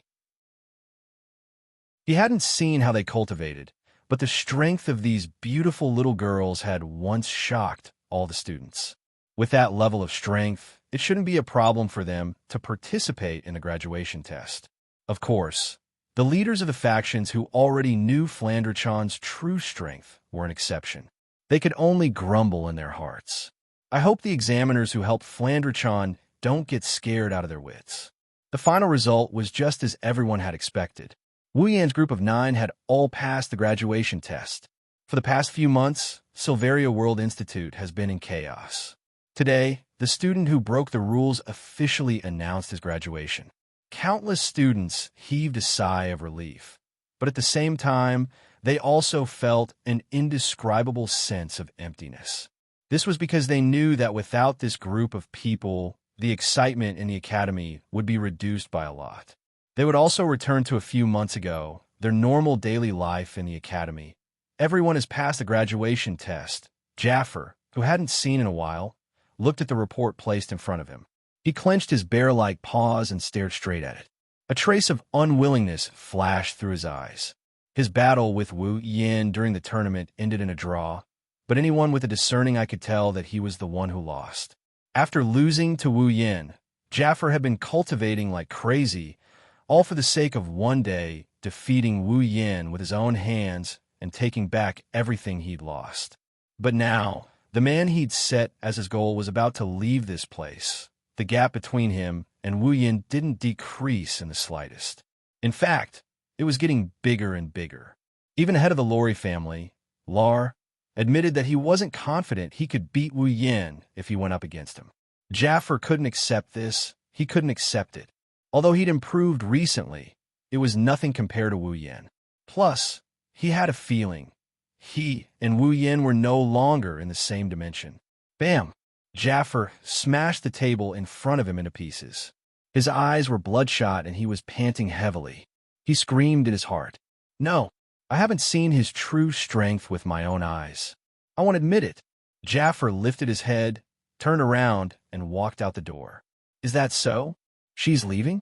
Ka, who had his back facing Jaffer, was still standing straight when he heard the news from his confidant. However, a bitter smile slowly bloomed on his face. Miss Ikaros is leaving as well? Thinking of this, Kaya felt an unbearable pain in his heart. Along with the pain, there was also a strange sense of jealousy. Yes, jealousy. He knew that no matter what that man said, this angel who made his heart throb for the first time would do it without hesitation. This wasn't the first time Kaya had seen this with his own eyes. As smart as he was, he naturally knew that in Ikaro's heart, there was only one man. But even though he knew this, he couldn't stop himself from loving that angelic girl. He'd been lying to himself until now, trying to avoid this reality. Even now, Ka still couldn't forget the beautiful scene of Ikaros spreading her wings and soaring into the sky, bathing in her feathers and radiance. Now, she's leaving with that man. Will I ever have the chance to see her again? Thinking of this, Kaya clenched his fists tightly and gnashed his teeth so hard that cracking sounds could be heard. At a certain point, Ka lifted his head. Let's go. To the villa area. Inside a luxurious room, an icy blue figure sat on an office chair. There were all sorts of documents in front of her, but she didn't even glance at them. Instead, her eyes were closed. Mana flowed around her body. It's obvious she's cultivating. After an unknown amount of time, the fluctuating magical energy flow began to shrink back into her body. The icy blue magical energy rendered her originally cold face even closer to the freezing point. However, that incomparably exquisite and beautiful face caused others to involuntarily cast their gazes on her body, their faces filled with amazement and enchantment.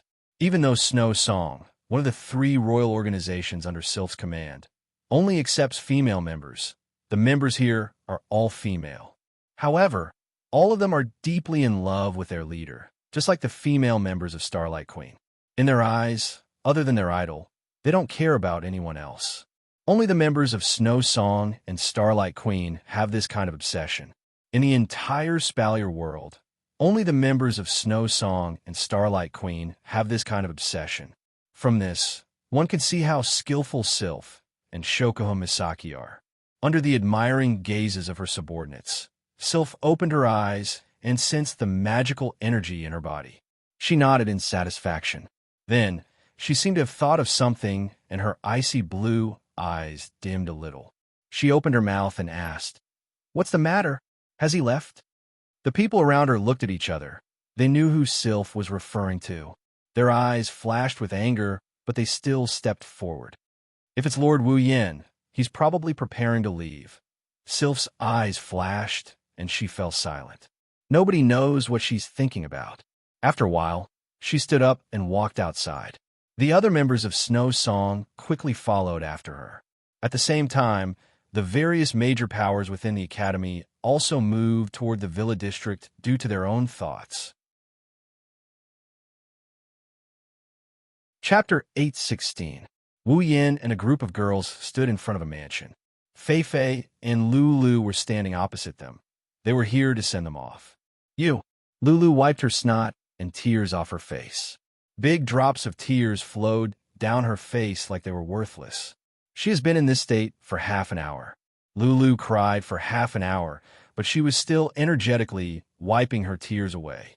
The others around her felt powerless. It was as if they were the ones who used up all the energy in Lulu's crying. Everyone's face was as pale as a tomato. Just how sad must this girl be to cry like this? Coterie didn't even have the strength to bite the pearl. Her lips twitched as she looked at Lulu. Although she had heard about Lulu's deeds before, she didn't expect it to be like this when she actually faced it with her own eyes. She finally understood why, when people mentioned Lulu, their faces would be filled with a mixture of love and hate. I don't hate this type. Kurumi touched her chin with her finger and added another sentence. But isn't she crying a little too long? Yeah, she's right. Lulu kept crying, so they had to stay here and comfort her. If they couldn't comfort her, they wouldn't be able to leave. That's not the most important thing. The most important thing is you. Wah. Astria and Toka hugged Lulu and cried their hearts out. Everyone felt their energy dissipating faster. Astria-chan, Taika-chan. Chuju's eyebrows twitched. She forced a smile and said, "Why are you crying so hard?" Huh? Astria and Toka looked at Hinajiku in confusion. There were still 2 streaks of tears on her face. While sobbing, she pouted and said an answer that made people fall head first to the ground. I don't know. No, I don't know, Coterie said calmly. You don't even know why you're crying. Why are you crying so hard? Ugh. Astria and Toka bid on a handkerchief. She wiped her cheeks and looked at Lulu in front of her. We don't know why, but we feel like crying when we see Lulu crying. Lulu nodded in agreement with tears on her face. The 3 girls looked at each other and burst into tears again. Wah. They hugged each other tightly. It felt like they would be best friends for life. Wu Yin, Fei Fei, and the other girls didn't know what to say. They could only shrug their shoulders dryly. Looking at the 3 girls who looked like they were going to cry for another half an hour, they didn't even have the energy to retort.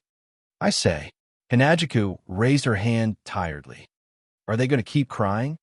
Don't say something like that. Coterie shuddered.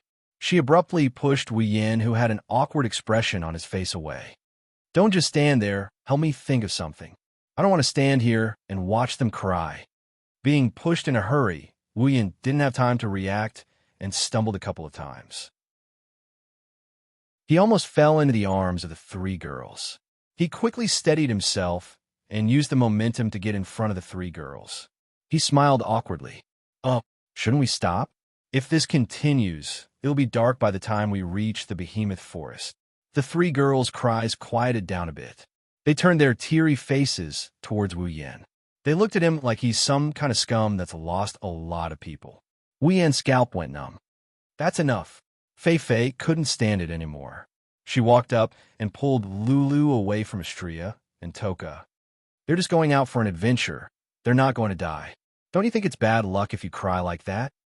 Fei Fei's words were obviously effective. Lulu shut her mouth. Her shoulders were still twitching, but she didn't dare to cry anymore. She was afraid that something bad might happen if she cries. Astria and Toka also pouted. She didn't dare to cry, but she couldn't stop her tears from flowing down her cheeks. She looked like a typical crying cow, and everyone couldn't help but laugh when they saw her crying. It's about time. Wu Yin looked up at the sky. He looked at Fei Fei and Lulu with a gentle smile. Well, I'm sure we'll meet again. You have to work hard. Don't let us shake you off. Of course not. Lulu pouted her lips in dissatisfaction. Fei Fei's lips also curled into a smile. I know you guys are improving at an alarming rate. I don't dare to say I can surpass you, but it won't be that easy to shake me off." Hearing this, everyone smiled. "That's the real Fei Fei," Wu Yin praised. He scratched his cheek and walked up to Lulu. He hugged her. Lulu's eyes widened, and a strong masculine scent wafted from the tip of her nose, making her little face blush instantly. "You're not young anymore. Don't give Fei Fei trouble." Wu Yin patted Lulu's head and smiled. Of course not." Lulu said the same thing, but this time, her tone was very soft. Wu Yin shook his head and laughed. He let go of Lulu and looked at Fei Fei. He opened his arms and smiled. "Fei Fei, don't you want to give me a goodbye hug, too?" Fei Fei blushed. She pursed her lips and said helplessly, "Yeah." Despite her helpless words, Fei Fei hesitated for a bit before she walked up to Wu Yin with a blushing face. She hugged him lightly. Wu Yin giggled, and the girls behind him curled their lips in annoyance. Then, Wu Yin let go of Fei Fei and stepped in front of the girls. "See you next time." "Okay." Fei Fei and Lulu nodded. Just as Wu Yin was about to summon Fraxinus, a voice rang out and stopped him. "Wait!" Outside the villa area, a group of students in various uniforms surrounded a group of leaders with an extraordinary aura. In an instant, the entire villa was surrounded. "What's going on?" Fei Fei and Lulu were shocked. Wu Yin and the rest frowned. Behind him, some students are still rushing over, filling up the encirclement with people.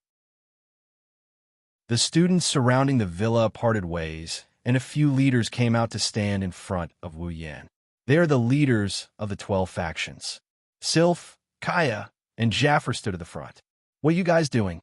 Fei Fei could not help but pull a long face. Wu Yin narrowed his eyes and shrugged. "Such a big fuss. Could it be that they're here to send us off?" "Wu Yin." Jaffer was the first to step out.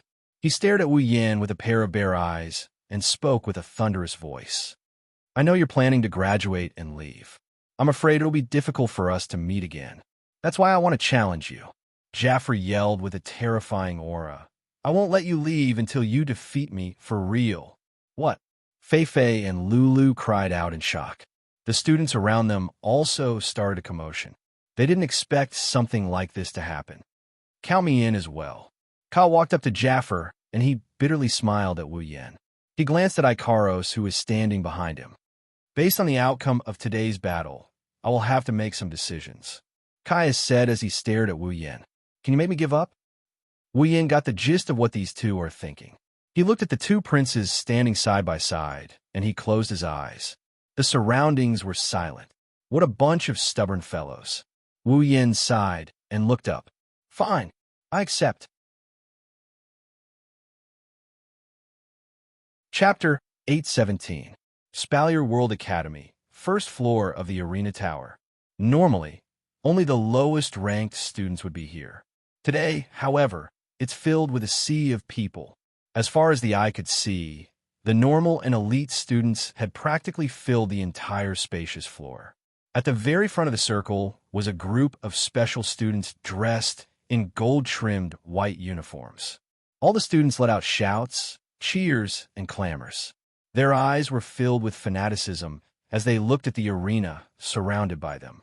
They were like star chasers as they shouted crazily, causing the entire first floor of the Tower of Tournament to tremble with their loud voices. No, it's not just students. Above the walls of the first floor, there's a circle of buildings that look like observation towers. It's built specifically for the Academy's higher-ups to observe the students' performance in the Arena Tower.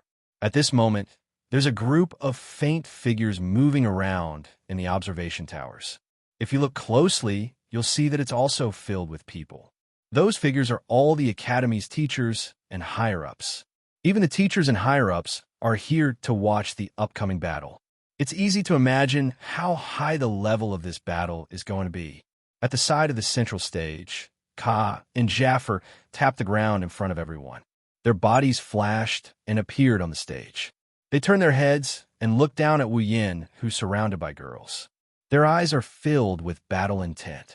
As the two went up on stage, the students below the stage became even more fanatical. Cheers rose from all directions and the deafening screams almost instantly became one. Below the stage, Wu Yin couldn't help but wrinkle his nose when he saw the situation. He felt very helpless. He feels like he's been living under a lot of people's gazes lately. The girls next to him are all looking at Wu Yin. It's very obvious. They only care about what Wu Yin will do next. The people around them were completely ignored by them. Wu Yin calmed himself down and disappeared. He suddenly vanished on the spot, and when he reappeared, he was already in front of Kaya and Jaffer. Kaya and Jaffer's pupils shrank. The fighting spirit in his eyes did not decrease, but instead increased, but the expression on his face became more and more serious.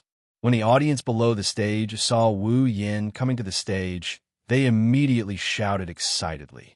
They craned their necks forward and opened their eyes wide, afraid that they would miss a second of the scene. The battle between the top students of the Spalier World Academy. There was no one who did not want to watch such a battle. Kaya was the leader of the 3 royal families in the academy and the prince of the Fea Empire. If nothing went wrong, the next emperor of the Fea Empire would be him. Jaffer was also the leader of the 3 royal families and the prince of the Baruba Empire. He was also the next emperor of the Baruba Empire. Both of them, who had many identities, were challenging a common man without any identity or background. Just this title alone was enough to arouse the interest of most people. Of course, most people came here to witness Wu Yan's true strength, including the Academy's higher-ups. In just a few short months, Wu Yan's name became a legend in the Spalier World Academy. The strongest student in the Academy less than half a year ago. Who could do it? Many of them saw Wu Yin and Jaffer's fight during the tournament, so they knew Wu Yin had the strength to rank among the top few students. However, it didn't take long for Wu Yin to become number 1 on the ranking board. He became one of the strongest students. At that time, the strongest student was Astria. When Wu Yin and Astria fought, only the higher-ups of the academy were there as witnesses. Outsiders didn't even know that the fight took place. Thus, they didn't know how Wu Yin got the title of strongest student. Plus, Astria is Wu Yan's confidant. If it wasn't for the fact that the changes in the rankings are approved by the referees of the academy, they would have suspected Wu Yin of using some sort of method to cheat. Now that Wu Yin is fighting against Kaya and Jaffer, it's a chance for everyone to see Wu Yan's true strength. Looking at the crowd below the stage, Wu Yin couldn't help but shake his head. Isn't this commotion a bit too big? On the other hand, Kaya and Jaffer didn't share the same sentiment as Wu Yin. They came here to cause a ruckus. I've always wanted to spar with you, but I never had the chance. Kaya narrowed his eyes. His lips curled into an eager smile. Today, I can finally make up for that regret. Is that so? Wu Yin raised an eyebrow. I hope you won't regret it later. Losing in front of so many people will damage your reputation. Reputation? Kaya smiled bitterly. Your reputation is much greater than mine. It'll damage your reputation if you lose. After saying that, Kaya turned to Jaffer. I'll go first? No. Jaffer puffed out his chest. I'll go first. Let me go first. It was rare for Kaya to show his aggressive side, contrary to his usual modesty. I have a personal grudge with him that needs to be resolved. Jaffer looked straight at Ka and said in a deep voice, I have a personal grudge with him. I want to fight him in his best condition, so I have to go first. So I'm here to take advantage of him. It won't matter anyway. You should go first. You're the one who should go first. No, it's you. You've already fought him once. That's 2 different things. Don't talk about it like that. Are you going to go first or not? No way. The crowd's voices gradually died down. The crowd was speechless. Kaya and Jaffer were bickering like children on the stage. Everyone's jaws dropped to the floor. They're fighting over the right to go first.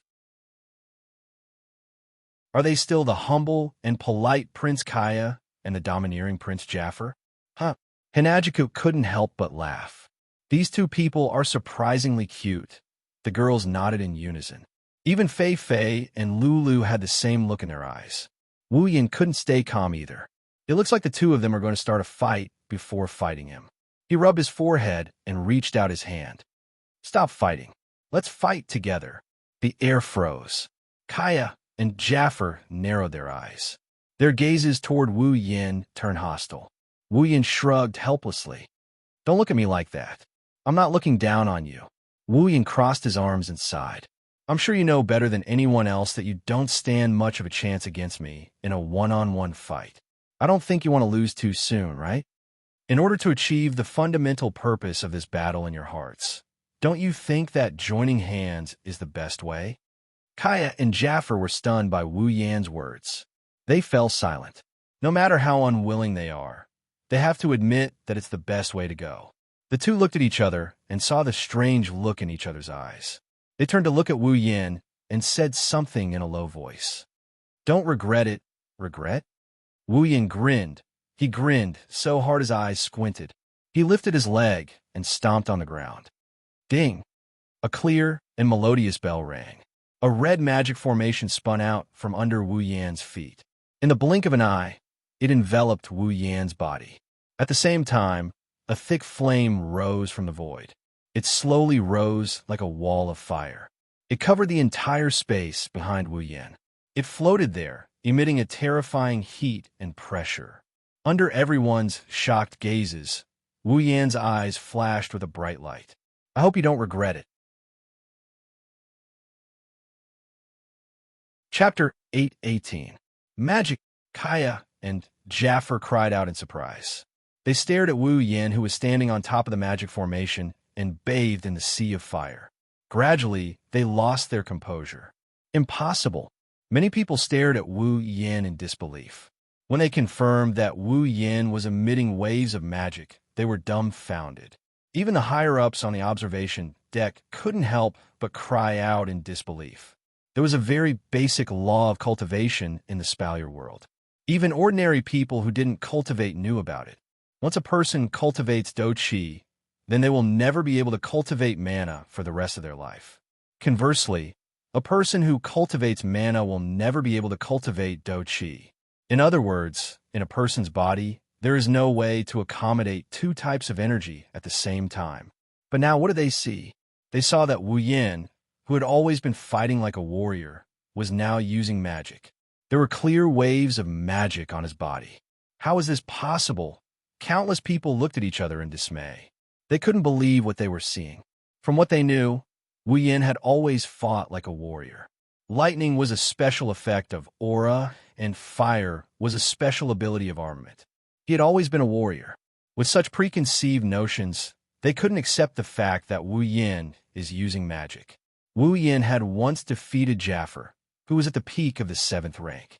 Although this was shocking, it wasn't to the point of being horrifying. Challenging someone of a higher rank was difficult, but it wasn't impossible either.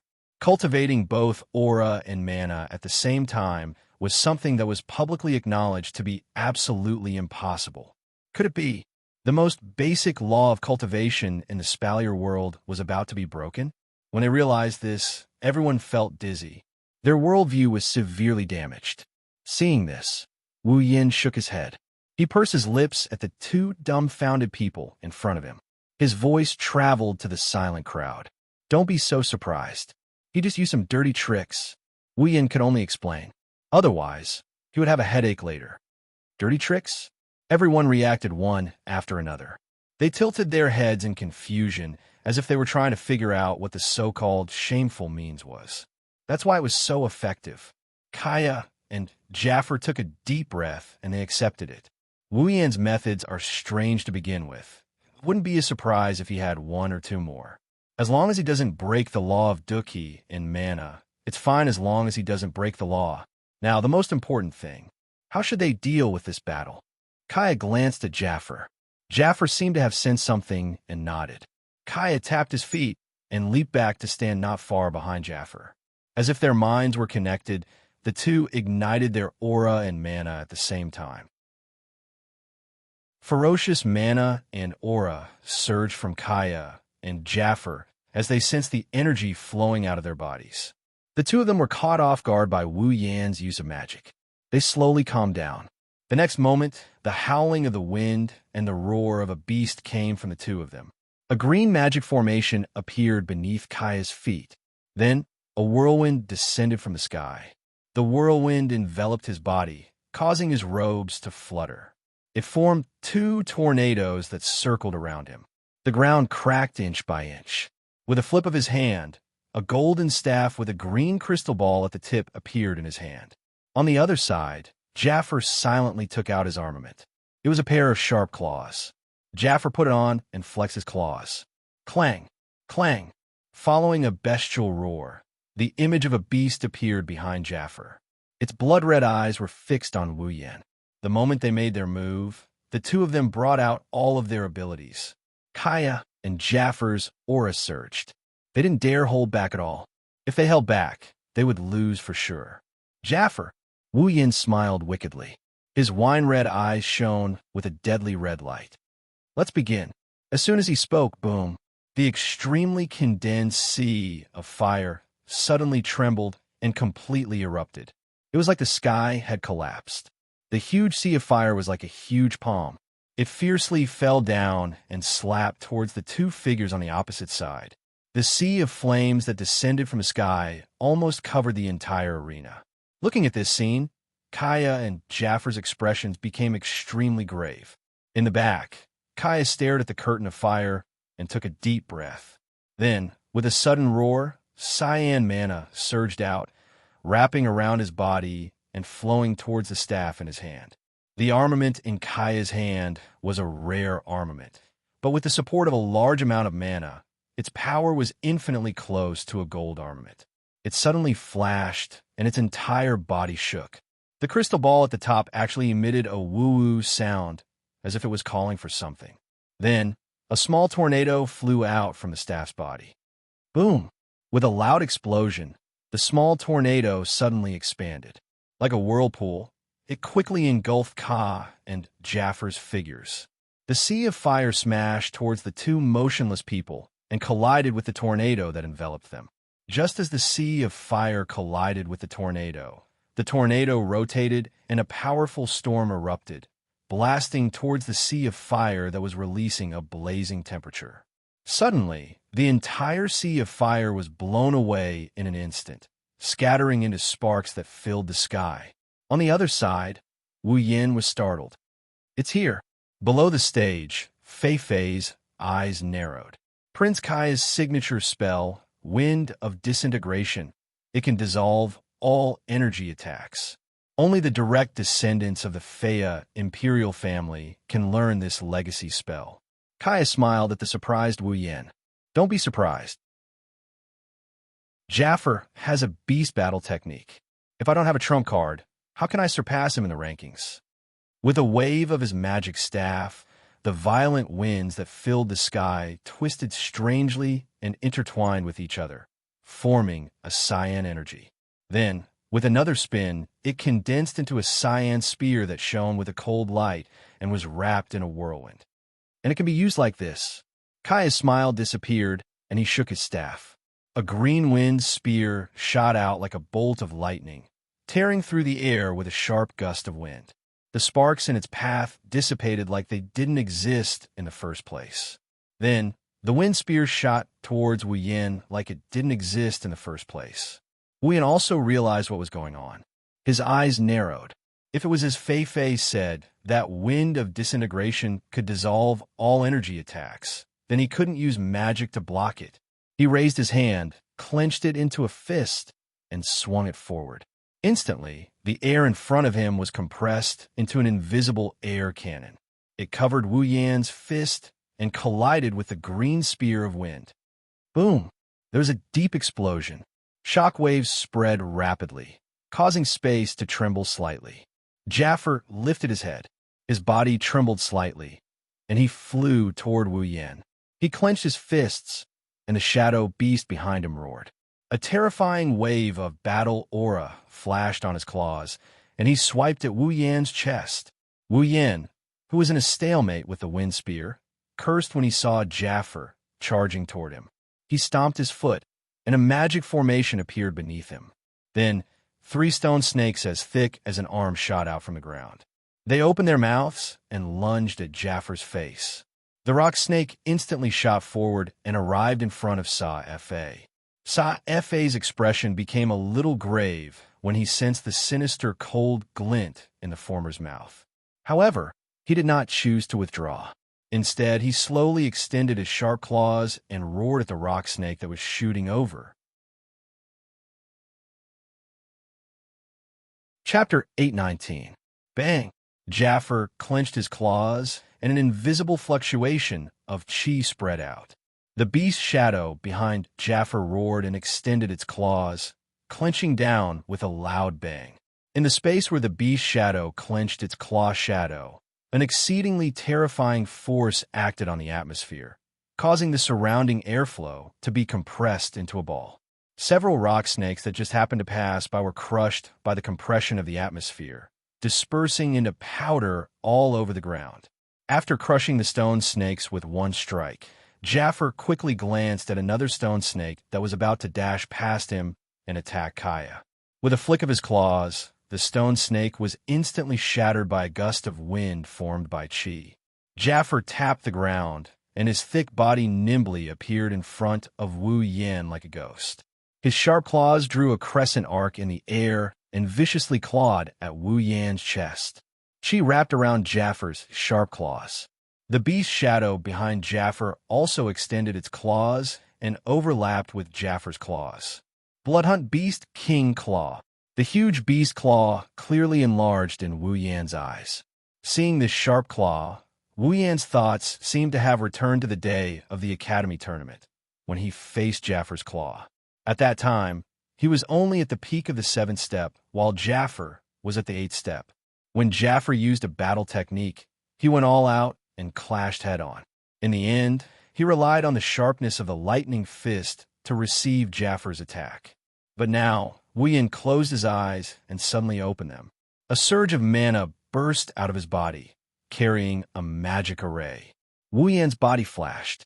In front of him, a circular energy shield that was as viscous as blood rose up in an instant. Bang! In the next moment, the Bloodhunt Beast King Claw ruthlessly smashed into the energy barrier. A muffled explosion sounded, and the energy barrier rippled rapidly. It was forced into an arc by Jaffer's terrifying battle technique and kept getting closer to Wu Yan's face. Once the energy barrier broke, the Bloodhunt Beast King Claw would land on Wu Yan's face without any distance. However, when the claw was only a few centimeters away from Wu Yan's face, the energy barrier fiercely rebounded with a bang. The rebounding force directly affected Jaffer. Jaffer grunted and clenched his teeth. Borrowing the rebounding force, his body flashed to the side of Wu Yan. His arms quickly shook, and a series of claw shadows appeared. The claw shadows carried countless chi winds and smashed into Wu Yan's energy barrier. Clang! Clang! Clang! The claw shadows slammed into the dark, blood-red energy barrier. A series of crisp clangs that resembled the clashing of weapons immediately rang out. The energy barrier's defensive capabilities were extremely high. It merely trembled a little under Jaffer's storm-like attacks, but it did not shatter.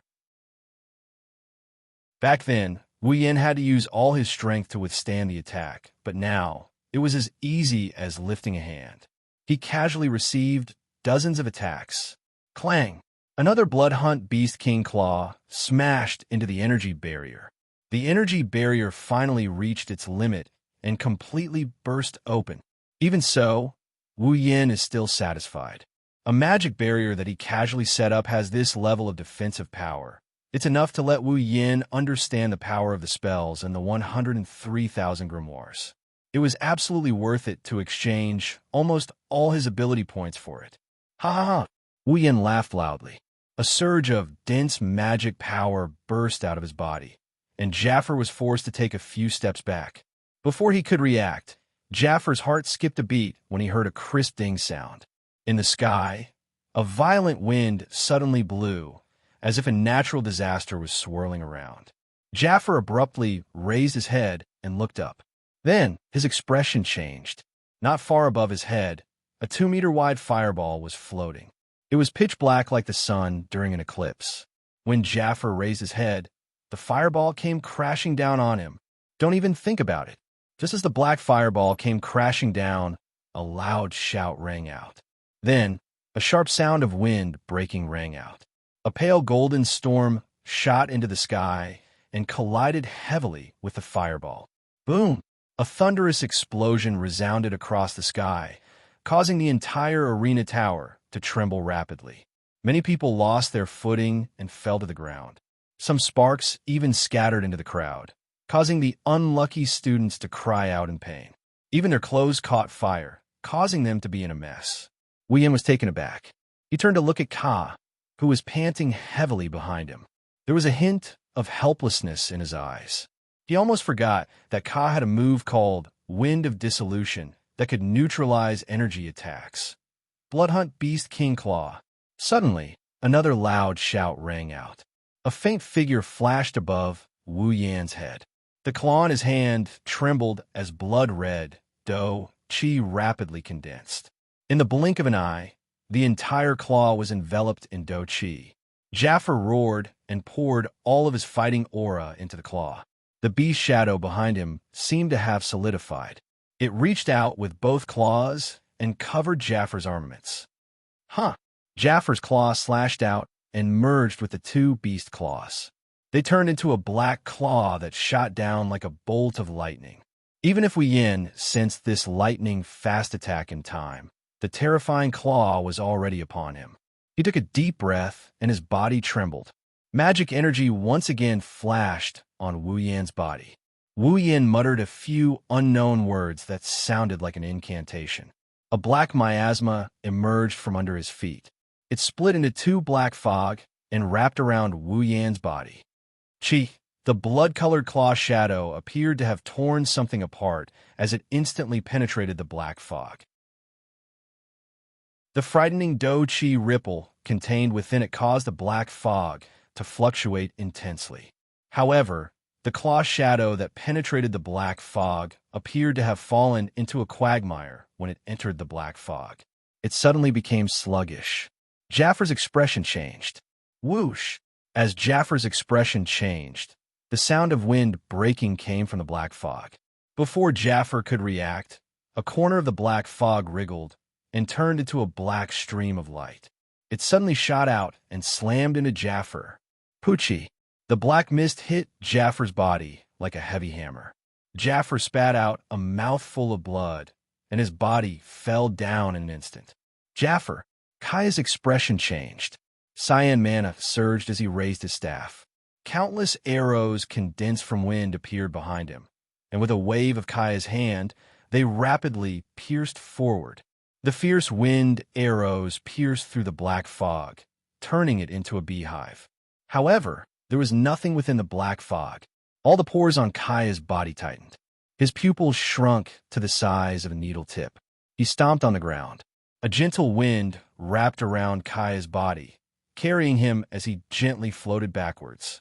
At the same time, a black shadow suddenly appeared behind Kaya, as if it had teleported, under the shocked gazes of the audience below the stage.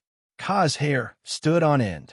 Behind Ka, Wu Yin smiled faintly and reached out a hand to grab Ka's neck. Wind net. At this critical moment, Ka displayed extraordinary combat experience and mental fortitude. He suppressed the trembling in his heart and waved his staff. The magic energy around him rapidly fluctuated and formed wind blades. They quickly condensed into a large net of wind blades, protecting Ka within.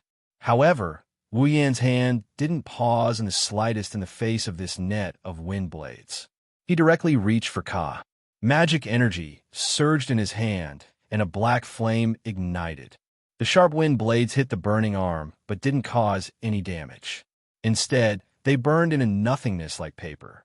Wu Yan's hand passed through the net of wind blades and rested on Ka's neck. The entire arena was silent. Chapter 820. Under the speechless gazes of the audience, the black flames on Wu Yan's arms slowly dissipated, leaving only a small hand on Kaya's neck. But no one dared to underestimate this hand. Everyone here knows that other than magic, Wu Yin is also good at close combat. Feeling the warmth and coldness of the hand on his neck, Kaya's expression rapidly changed. He tightened his grip on the magic staff in his hand. In the end, he lowered his hand. Kaya smiled. His smile was rather bleak and dispirited. Jaffer, who was struggling to get up, stared blankly at this scene. A bitter smile appeared on his face. Then, as if he had completely given up, he let his body fall heavily to the ground and didn't get up again. We lost. Ka and Jaffer didn't know how to describe their current feelings. Were they unwilling? However, he had clearly used all his strength to fight, and the other party had also defeated him fair and square. What was there to be unsatisfied about? Were they sincerely convinced? But where did this unbearable pain in his heart come from? Where did it come from? Should they fight again? When they thought of this, the two of them laughed bitterly. They already gave it their all, but Wu Yin didn't even use his best fighting technique. He didn't even use his armament. It's obvious that he didn't even use his full strength. In a situation where they did not use their full strength, the two of them together could not even cause a trace of injury to him. What was the use of continuing to fight? Finally, please tell me, Ka raised his head. His dim eyes stared at the figure in front of him. How did you suddenly appear behind me? Wu Yin paused. He smiled. Why do you ask? Can't I use pure speed to suppress you? That's impossible. Ka shook his head. I placed a spell around me. I controlled the wind to fall into my senses.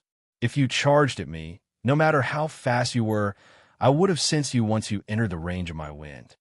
But just now in my wind, you suddenly appeared out of nowhere. It's like you appeared out of thin air. Ka stared at Wu Yin. Can you tell me how you did it? Using the wind to sense. Wu Yin blinked and sighed. As expected of a magician who specializes in the wind element, Ka didn't say anything. He just stared at Wu Yin, waiting for his answer. He wouldn't admit defeat if he didn't know what happened. Wu Yin helplessly opened his mouth. All I did was use a space restriction magic. Spatial manipulation magic? Wu Yin nodded. It's a spell that manipulates space. I used such a spell to teleport behind you. I moved behind you. Basically, it's just as you said. I appeared out of thin air. Spatial manipulation magic. Kaya's expression was somewhat dazed.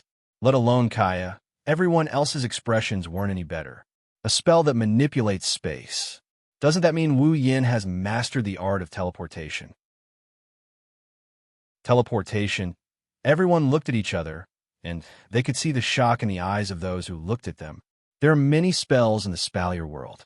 If you count them carefully, you won't be able to count them all in a year. There are also spells with special effects and wonderful effects. However, a spell that manipulates space is unheard of in the Spalier world. Could it be a spell that Wu Yin created himself? With such a terrifying thought popping up in their minds, no one could remain calm. This Wu Yin, who the hell is he? Staring blankly at the smiling Wu Yin, Kaya gulped. The last bit of unwillingness in his heart dissipated like smoke in a puff of smoke. The only thing left in his heart was a suffocating bitterness. A spell that manipulates space. To lose to such a mystical spell, it's no wonder. Ka smiled sadly. I've lost, Wu Yin grinned. He let go of Ka's neck, and he turned toward Jaffer. Jaffer snorted. He turned his head away, but he still opened his mouth to say something. I've lost. Wu Yin laughed and shook his head when he saw Jaffer's reluctant look. He didn't seem to be in a good mood. With that, Kaya and Jaffer finally admitted defeat. The students around them reacted and shouted in unison. Wu Yin! Wu Yin! Wu Yin! Wu Yin! Below the stage, Kurumi covered her mouth with her hand and smiled seductively. Hao-sama's popularity has increased again. That guy. Hinajika smiled, but her eyes were gentle. He's still as low-key as ever. Well, Kotori nibbled on the pearl in her hand and grinned. As the end of the curtains, it can be considered a good ending. Yay! Yay! Astria, Toka, Flandra-chan, and Lulu cheered along with the crowd. Even the most cowardly Yoshino raised her hands with an excited smile. Fei scanned the first floor of the arena tower. She looked at the excited crowd around her before she turned to Wu Yin. Her eyes rippled with emotions. In the end, you left behind a legend. Ka helped Jaffer up and slowly walked down the stage. When he passed by Wu Yin, He glanced at Ikaros, who didn't look away from Wu Yin. He clenched his teeth and felt pain in his heart. I hope you can give her happiness. Wu Yin flinched for a second before he smiled. You don't have to worry about that. Me, her, and the rest of them can't leave one another. Ka looked at Wu Yin with a serious expression. He closed his eyes and walked down the stage. When he was about to leave the arena, Wu Yin's voice rang in his ears. Let's fight again if there's a chance. I will be waiting for you at the front. Ka stopped abruptly. Jaffer also raised his head. The two looked at each other and smiled. They walked out of the arena under the protection of the two royals. Both of them raised their hands to signal something to Wu Yin. Wu Yin stretched his back and grinned contentedly. Perfect endings and whatnot really make people feel good. Wu Yin walked down the stage, but he quickly stopped in his tracks. When are you coming back? A cold voice rang out. Wu Yin could easily guess the owner's current expression from the voice. He couldn't help but smile and turn around. What's wrong? Could it be that your highness misses me? Sylph was silent for a moment. She nodded to Wu Yin's surprise. You're my fiancé. It's just one sentence, but it's surprisingly powerful. Wu Yin bitterly laughed. I don't think there's a chance for me to come back. However, it shouldn't be hard for you to track my whereabouts. If you miss me, come find me. Sylph glanced at Wu Yin and nodded calmly. It's a deal then. After that, Sylph turned around and left without looking back. Wu Yin's mouth twitched. He felt helpless. He really didn't know which part of this ice princess's words was true and which part was false. It felt more like she was joking with him. Are you ready? Outside the Spalier World Academy, Wu Yin looked at the girls. When they nodded, he waved his hand and summoned Fraxinus. Take care, Fei shouted as she looked at the huge airship. You must miss me. Lulu waved her hands. She didn't cry this time. Her expression was firm. She seemed to have matured a lot after this parting. They stood in the command center of Fraxinus and looked at the Spalier World Academy on the screen. They memorized its appearance. The airship slowly flew into the distance. Chapter 821. Behemoth Forest. The current Behemoth Forest is very different from before. It's not that its shape has changed or the terrain has changed. It's just that no one dared to treat the Behemoth Forest as a hunting ground anymore. The incident with the Behemoth King has come to an end. There have been no more demonic beast attacks. However, the Behemoth King is still alive. He was injured by Yukari and is currently hiding in a corner, licking his wounds. Once he recovers, another wave of demonic beast attacks will come. No one knows where the Behemoth King is hiding, but one thing is for sure, he is still in the Behemoth Forest. Even though they know the Behemoth King is in the Behemoth Forest, no one knows what to do. Search? The Behemoth Forest is larger than a single empire. Add to that the complex terrain and tens of thousands of demonic beasts. Who would dare to search for the Behemoth King? What about a secret search? It's not that it's impossible, but the number of people needed to search for the Behemoth King is limited. It's going to take a lot of luck to find the Behemoth King. What was certain was that the giant beast forest wasn't suitable for other people to go in and hunt. After the Behemoth King went into hiding, the Ailu Empire, Baruba Empire, and Fea Empire set up a camp between their supply towns and the Behemoth Forest. With the combined strength of the three great clans, they set up a powerful garrison.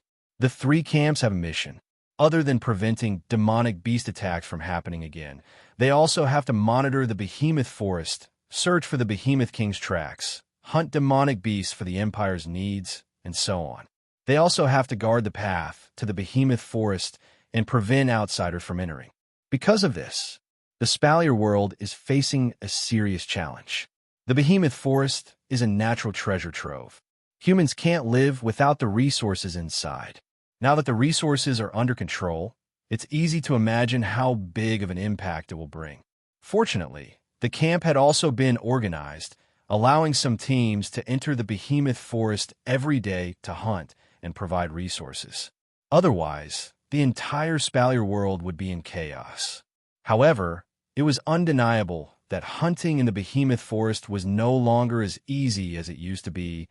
The responsibilities of the three camps within the borders of the three empires were extremely heavy. Before the Beast King was taken care of, the three camps had to continue to exist in order to ensure the normal operation of the Spalier world. Therefore, the moment the three camps were established, they instantly became second only to the three great clans in the various empires, or even above them, with status. Naturally, power was indispensable, and with power, disputes were inevitable.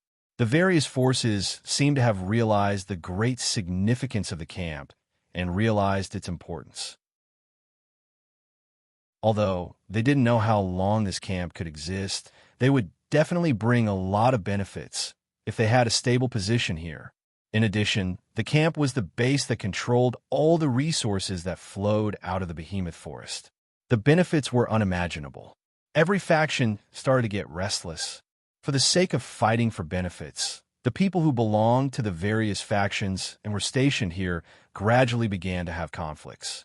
Right now, Mikoto, Shokuho Misaki, and the others were also in conflict. They were caught in a conflict. In the center of the camp, Mikoto, Shokuho Misaki, Kanuhara, Sai, Frenda, and Takitsuburiku were standing in front of a group of Misaka's sisters. However, they didn't seem to be in a good mood. In front of them, there was a large team led by three middle-aged men. In terms of numbers, this team was no less than the 20,000 Misaka sisters. In terms of strength, the Misaka sisters were all at the pinnacle of Tier 6. On the other hand, the other party's strength was uneven. There were Tier 5, Tier 6, and of course Tier 7. The three middle-aged men in the lead were even Tier 8. There were many other people surrounding the two opposing teams. They were all sent by other factions to guard the camp. Mikoto's team should have come out by now. They were from the three great families of Ailu Empire, the Lori family, the Saito family, and the Ladine family. Perhaps Shokuho Misaki was annoyed by this, so she ran her fingers through her long hair. Her elegant posture made many young men widen their eyes, and they couldn't help but feel a sense of possessiveness. "What do you want?" Shokuho Misaki glanced at the three middle-aged men. "Blocking people in the middle of the road. Is this how the three great families treat outsiders? You know very well what we want. There's no need to show off." Towards Shokuho Misaki's graceful posture, the three middle-aged men were stunned for a moment, but they weren't as bad as the young men.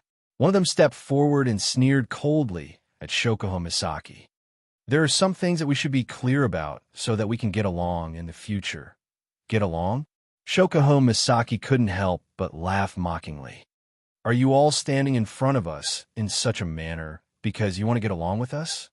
Shokuho-san, you should know that we have no other choice." The one who spoke was another middle-aged man. He looked the most weathered out of the three. He sighed and said helplessly to Shokuho Misaki, "Your Misaka Legion is one of the strongest in the entire camp, but you guys refuse to listen to our orders. This is making things difficult for us. Why do we have to obey your orders?" Mikoto clenched her fists. Her brown eyes were filled with hostility. "We are not from the Empire, nor do we belong to any family.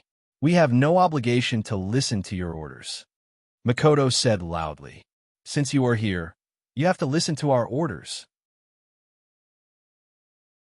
The man with the gloomy face shouted back, "Our camp is responsible for maintaining the operations of the entire world. Our responsibilities are heavy. Everyone here is working for the Empire's benefit.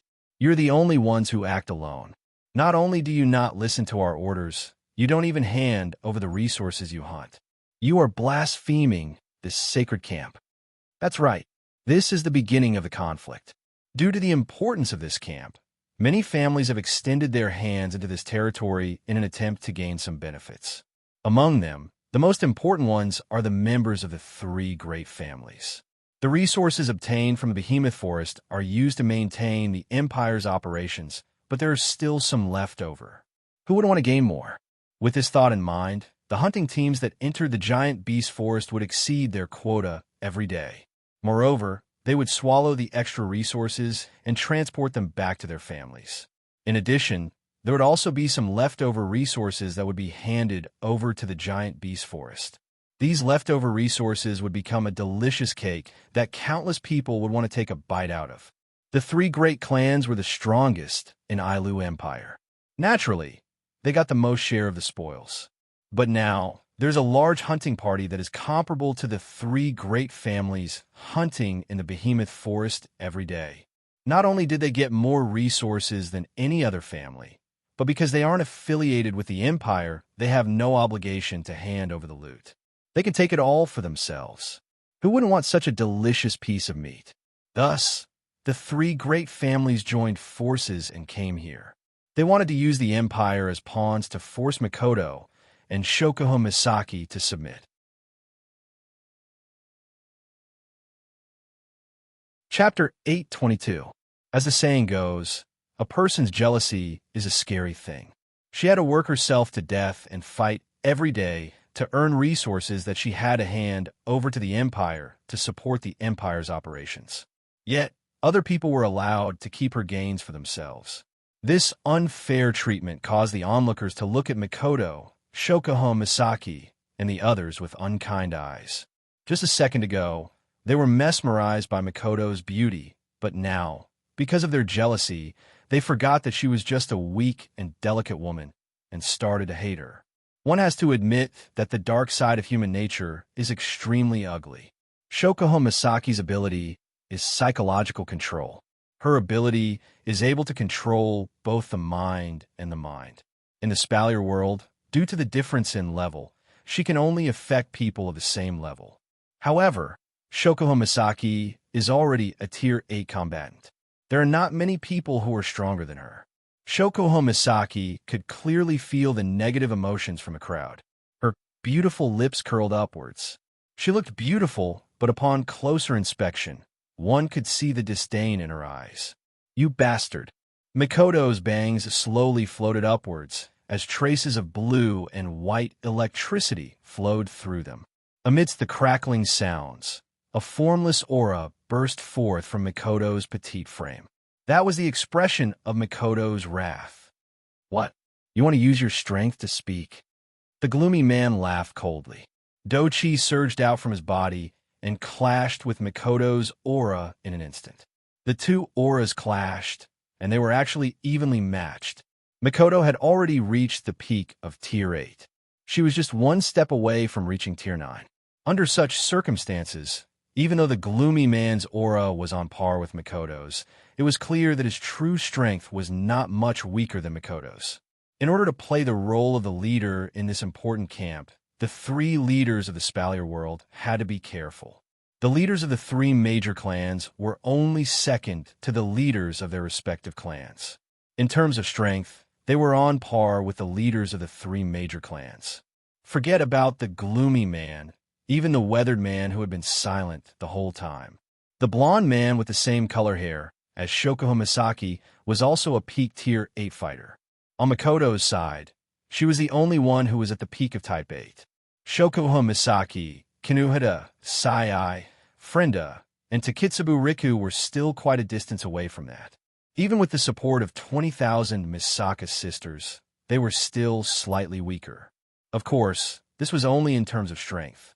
Shokuho Misaki had never needed to resort to violence.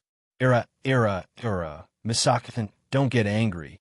Shokuho Misaki, I've been waiting for you to get angry. Marcus, retract your do-chi as well.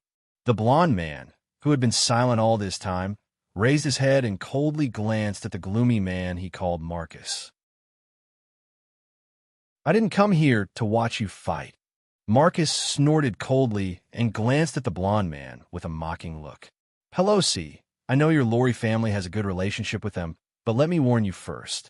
You don't want to be the bad guy. Stand aside obediently. No one will blame you for not interfering, but if you want to protect them, you'll have to ask the brothers around you if they're willing. Pelosi said. Pelosi's eyes flashed with anger. This Marcus is using a chicken feather as a token of authority, and he's getting addicted to it? Oh, you're saying our Lori family wants to protect them because we have a good relationship with them? Aren't you trying to make things difficult for them because your Saito family has a bad relationship with them? Pelosi laughed. I know that your Saito family's patriarch, who is your elder brother, ordered us to suppress this group of bastards who humiliated his two sons and your nephews. Oh? Oh no, I almost forgot. Pelosi seemed to have recalled something as he said, with a mocking expression in a sudden realization. That second young master being me on. It seems like he almost died under his own Isto chi. Pelosi! Marcus roared in anger. The Saito family's ice combat chi erupted from his body. It was even stronger than when he confronted Mikoto. Pelosi didn't say anything about it. He just looked at him coldly, as if he was looking at a clown. Stop! The weathered man hurriedly stepped forward, only to be glared at by Marcus, who was burning with rage. What? Andrew, is your Ladine family going to side with him? Hearing Marcus's angry shout, Andrew frowned. He seemed to be dissatisfied with Marcus's actions. Internal strife? Aren't you afraid of being laughed at? Don't forget what we're here for. Pelosi and Marcus were both startled. They then looked at each other, narrowed their eyes, and turned their heads away. However, Marcus still restrained his chi. It seemed that he had taken Andrew's words to heart. Pelosi looked at Mikoto and the others. He hesitated for a moment, but decided to stand up. Miss Shokuho, as you know, with the current situation of the camp, a lot of people are dissatisfied with you. There are also a lot of people who want to use this as a pretext to make a fuss. Pelosi intentionally or unintentionally glanced at the angry crowd and smiled bitterly. Everyone is unhappy with the fact that you don't hand over your resources. So, don't you think it's a good idea to fulfill your obligations once in a while? Shokuho Misaki tilted her head and shook her head. Mr. Pelosi, may I ask what the obligations of the camp are? Pelosi paused. Shokuho Misaki looked around and continued. This camp was built to prevent the demonic beast from coming out of the behemoth forest and to search for the demonic beast king. This is the real obligation. Hunting demonic beasts and obtaining resources is just a side benefit. Shokuho Misaki's lips curled into a smile. She slowly walked in front of Marcus. Marcus looked at her coldly. Indeed, everyone in this camp hunts demonic beasts in the behemoth forest every day. They exchange their lives for resources and hand it over to the Empire to maintain the Empire's normal operations. I admire your sense of responsibility. Shokuho Misaki looked at Marcus with a half-smile.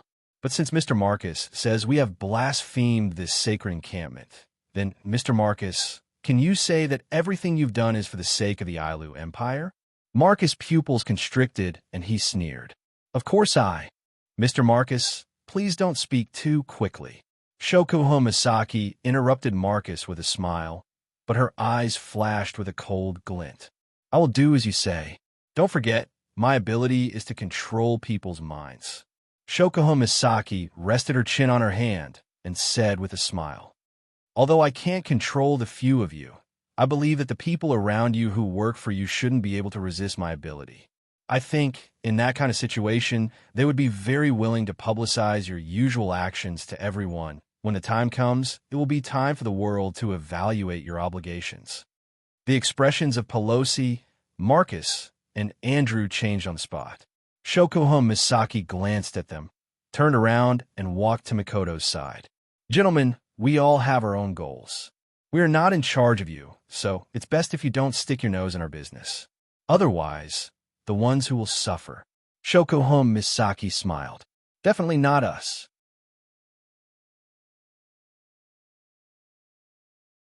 Chapter 823. Damn it, I'm so pissed off.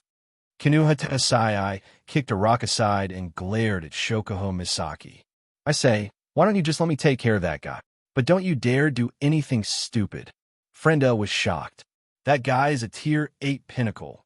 You won't be able to win if you fight him. Who says I can't kill him just because my level is lower than his? Kinuhata Sai retorted. It's not like I haven't killed someone stronger than me when I was in the Black Ops. If I can't kill him in a direct confrontation, I'll just super assassinate him. Frenda couldn't stay calm anymore. She clutched her beret nervously. You're not really planning to do that, right? All right. Mikoto sighed. That guy's annoying, but it's not to the point where I have to kill him. Huh? Kinuhata Sai looked at Mikoto in disbelief and sighed as well. You're still as kind as ever. This has nothing to do with being kind or not, right? That's not it. Most people would only want to kill that guy if they saw him. Would a normal person directly kill the person they hate? Of course, I'm super good at it. Yeah. Seeing Mikoto and Kinuhata Sai quarreling for no reason, Frenda felt like she was looking at two kids who never grew up. She completely forgot that she was the one with the smallest stature in the room. She then turned to Shokuho Misaki. Luckily, Shokuho was here, otherwise we would have a fight them. I made the right decision when I asked you to stay. Well, in a base like this, it's only a matter of time before something like this happens. Shokuho Misaki tucked her hair behind her ear. She narrowed her eyes. I just didn't expect it to happen so soon. Mikoto and Kinuhata Sai seemed to be tired of arguing. They glared at each other and turned their heads away. Mikoto happened to be on Shokuho Misaki's side. Hearing this, she put one hand on her waist. We should have completely fallen out with them now, right? I don't think so. Kinuhata Sai extended her hand. He clenched his fist, and on top of it, there was a mass of air that was invisible to the naked eye that was constantly compressing and rotating. At least with Shokuho here, those guys won't be able to do anything to us, although I'm not afraid. They won't give up. Shokuho Misaki said calmly. As long as we are here, they will not give up. After all, the Misaka sisters are very efficient at hunting. They won't let go of the chance to get their hands on these 20,000 men. Shokuho Misaki was smart enough to know that Marcus's real target wasn't the loot in their hands, but the entire Misaka sister squad. Even though they had accumulated quite a lot of resources during this period of hunting, it was only a small amount. What Marcus and the rest really wanted was a Misaka army that did not have to carry out their so-called obligations and could hunt efficiently. Otherwise, Marcus's first sentence after blocking them in the open space wouldn't be to ask them to submit their resources. From this point of view, Pelosi from the Lori family gave them a good way out. He didn't let them follow his orders. Instead, he let them carry out their duties. It seems like he cared about the relationship between them and the Lori family. Then what should we do next? Mikoto said irritatedly. The longer we don't submit our resources, the more dissatisfied the people in the base will be with us. I'm afraid we'll get into a lot of unnecessary trouble. Of course there will be trouble. Shokuho Misaki pursed her lips and said bitterly, It's because we've been hunting monsters for that bastard. Those resources should be able to give him a lot of points. Mikoto, Kinuhata Sai, and Frenda stopped in their tracks. Even Takitsubu Riku, who looked like she was about to fall asleep, lifted her head. Obviously, the bastard that Shokuho Misaki mentioned just now was the one she was talking about. Their mental state was shaken. The footsteps of the five girls were no longer as normal as before. Instead, they were somewhat slow. Although the expression on their faces was still as thoughtful as before, this time, they were no longer thinking about the matters in the camp. Instead, they were thinking about the detestable fellow they spoke of. Hey, that bastard seems to have returned. Mikoto pretended to be nonchalant and asked casually. Shokuho Misaki couldn't help but snicker. Misaka-san, you should know better than I do, right? Every time I talk to Chuju and the others, they always ask about you. I was just doing it in passing. Mikoto's voice got softer and softer as her face got redder and redder, attracting the giggling gazes of Kinuhata Sai and Frenda. Just like that bastard said, Misaka-san is at Sundara. And now he's Sundara. He's Sundara. Don't talk about Sundara all the time. Mikoto yelled in exasperation. I'm not Sundara. Takitsubu Riku glanced at the three girls and gave up on asking. She walked up to Shokuho Misaki and asked in a soft voice, Is he in the academy now? Shokuho Misaki shook her head helplessly and looked up at the sky. 2 days ago, when I contacted Inajiku, I heard that he seemed to have obtained a new ability and is currently cultivating it. He should be almost done with it by now. The next time I contact him, I should be able to see his face through the crystal ball. Mikoto and the other girls' eyes lit up, and they couldn't help but smile. Shokuho Misaki calmly ran her fingers through her hair. This is a good opportunity to hear from him about the princess fiancé incident. The air instantly froze, and the temperature suddenly dropped. The expressions of the girls also turned cold. The Misaka girl who was closest to the girls raised her head and said, according to Misaka's observation, Oni Isama seems to have cheated on her again. Misaka 10032 came to the conclusion, Oni Isama is a heartless man. Misaka 10031 came to the conclusion as well. Misaka 9982 seconded. Misaka 10777 seconded. Misaka 19090 seconded. In the end, all of the Misaka sisters agreed to the proposal. Hearing the girls whispering behind them, Mikoto, Shokuo Misaki, Kanuhata Sai, Frenda, and Takitsurika looked at each other and couldn't help but burst out laughing. However, it didn't take long before Mikoto and Takitsubu Riku's laughter came to an abrupt halt. The laughter on their faces slowly turned into surprise. This feeling is Mikoto's forehead flashed with electricity. Takitsubu Riku's pupils constricted and she started trembling. What's wrong? Shokuho Misaki, Kanuhata Sai, and Frenda surrounded the two girls. Did something happen? Well, I don't know if it's a good thing or a bad thing. Mikoto couldn't stop smiling. Before Shokuho Misaki and the others could ask, she raised her head and looked at the sky. It's here. Almost at the same time as Mikoto's words, a gigantic airship slowly appeared in the sky, accompanied by a whistling whirlwind. It stopped right above the girls. That's Fraxinus. Shokuho Misaki's expression changed drastically. Then a helpless smile appeared on her face. I didn't expect it to come without a word. That guy is here. Kanuhata Sai and Frenda exclaimed, and they started laughing excitedly.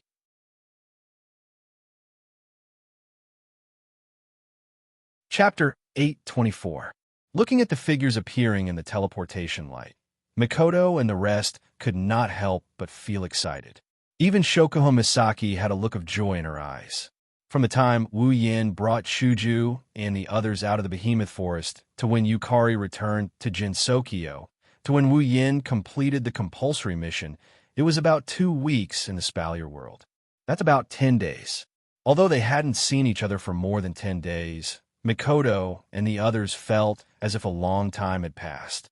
Even though they kept in touch with each other every day, they were still excited to see each other in person. Especially the figures standing at the head of the table. It attracted the gazes of the 5 of them. They couldn't move their eyes away. If Mikoto and the others were like that, then why wouldn't Shuju and the others be like that as well?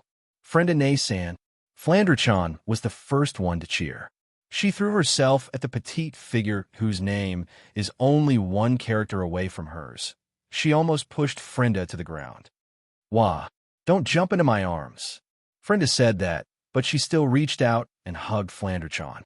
Her blue eyes were filled with love and helplessness. She believed that no one would hate Flandre-chan, except for those who were afraid of her strength. Mikoto, Chuju, Shokuho Nei-san, everyone. The girls hugged each other and enjoyed the joy of reunion, even though they were just summoned. Kotori, Toka, and Yoshino, who didn't know each other for long, also did the same. The small space was filled with laughter. It seems that while Wu Yin wasn't around, they were separated from each other, but their relationship seemed to be developing well. Of course, there are exceptions. Tokazaki-san, long time no see. Shokuho Misaki covered her mouth and smiled at Kurumi. Seeing that you're doing well, Shokuho is relieved. I was worried that you wouldn't be comfortable in the academy. I'm the one who's fine. Kurumi tilted her head cutely. Her eyes turned into crescents. It's great that Shoku-san is so energetic.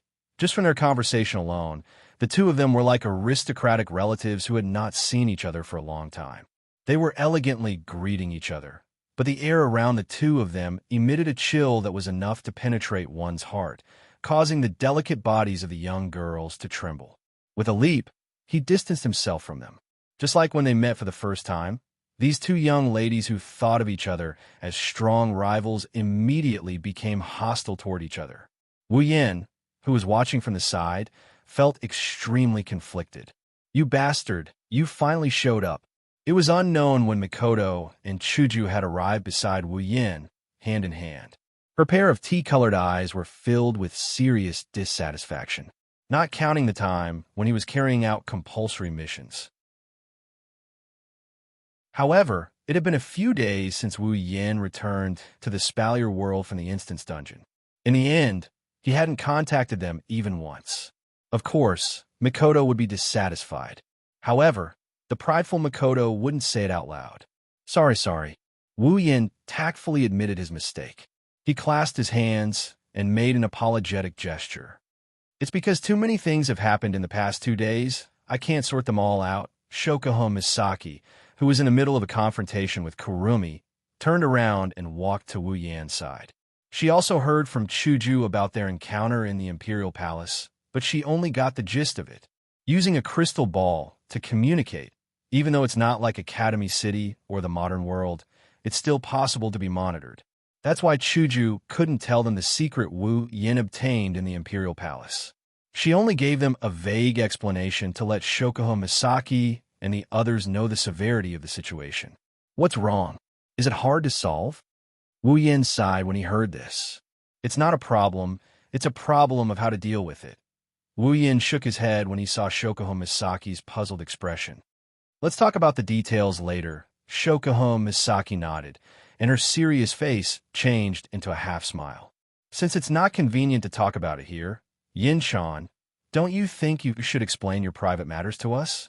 For example, your engagement with a certain princess, or you're such a playboy. Which pretty did you piss off in this dungeon? When Shokuho Misaki said that, Wu Yin knew he was in trouble.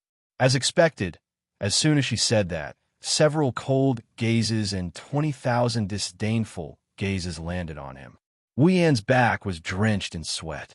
Feeling the pressure, Wu Yin stiffened and looked at Shokuho Misaki, who was still smiling. He tried to speak weakly. Jusama, I don't think it's appropriate to talk about private matters here. Is that so? Shokuho Misaki smiled seductively. She reached out and stroked Wu Yan's chest. She then moved her lips closer to Wu Yan's ear. Then, let's talk about it in private. Dear, love, gulp. Hearing Shokuho Misaki's seductive voice, Wu Yin felt a chill down his spine. He gulped, and the girls around him snickered at him. Wu Yin could only sigh and sigh in despair. It seems like he'll have a lot of work to do in the coming days if he wants to appease these jealous girls. How nice would it be if pushing her down could comfort the girl? Behemoth Forest Camp, inside a large tent. What? You guys graduated? Mikoto exclaimed. Yeah. Chuju smiled at Mikoto. Apparently, staying at Spalier World Academy no longer has much meaning for us, so we applied to graduate. Then why didn't you guys tell us? Kaneta Sai, who was sitting on the other side of Mikoto, was dissatisfied. Don't tell me you don't plan to care about us anymore. It's just that we didn't have time to inform you. Chuju smiled bitterly. After all, we almost couldn't get out, isn't that a pity? Shokuho Misaki looked at Kurumi with raised eyebrows. You just entered the academy and you're applying to graduate? You must be tired. I don't mind. Kurumi placed a finger on her lips and said to herself, as long as Atsasama is here, it's fine. On the other hand, Shokuho-san, I heard you spent a lot of effort to raise Starlight Queen. How can you just abandon her like that? Don't worry about it. It's fine. Shokuho Misaki waved her hand. Sometimes, power is more practical than people. All you need to do is say a word or two. Tokazaki-san, you don't have to worry too much. That's a pity. Kurumi and Shokuho Misaki looked at each other. Both of them had a noble smile on their faces. However, the way they looked at each other made the onlookers feel dizzy. They couldn't wait to teach these two girls a lesson. Wu Yin slapped his forehead and looked at Shokuho Misaki helplessly. The academy isn't a big problem since you're just students in name. Whenever you get in touch with Grandpa Lei, he'll just let you graduate. Wu Yin turned serious after he said that. Masaki-san, what do you think I should do with the information I got from the Ailu Empire's treasury? You don't have to do anything with that information. Wu Yin, Hinajuku, and the others were baffled by Shokuho Misaki's words. She didn't even hesitate to call them worthless. Everyone was stunned. Shokuho Misaki blinked and smiled as she looked at the stunned crowd. They have already arranged a way to deal with it. What are we still worried about? Hearing Shokuho Misaki's words, everyone looked at each other and laughed. As expected of Shokuho Misaki, she hit the nail on the head.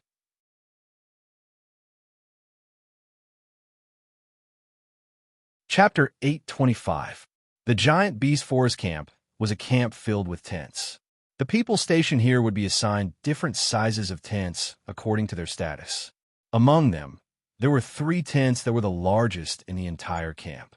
When Wien and Co. arrived at the campsite, they saw Marcus and Andrew in the largest tent at the center of the campsite. The only one missing is Pelosi. You said Wien also came to the camp? Marcus furrowed his brows tightly when he heard the news brought by Andrew. Is this news accurate? It's 100% true. Andrew nodded and gritted his teeth. His airship is special and it can conceal itself. It's impossible for anyone to mistake it for someone else. I didn't expect this. He actually came at this juncture. Marcus' face was gloomy. His fists were clenched tightly. Andrew couldn't help but say when he saw Marcus' expression, "Will there be any problems?" Andrew asked worriedly. Wu Yan's sudden appearance. Will he discover our secret? Andrew asked. Marcus' complexion changed, and his face became ferocious. Damn it, why did he have to come at this time? Andrew's face was also filled with uncertainty. He hesitated on the spot for a long time before he suddenly raised his head. His originally handsome face was now filled with murderous intent. Let's do it. Let's just. Although he didn't finish his sentence, the meaning he wanted to express was very clear. No. But Marcus shook his head without even thinking about it. That Wu Yin may be young, but he's someone that even Lei Wang, that old geezer, thinks highly of. He's not that simple, you know that. He's now Princess Sylph's fiancé.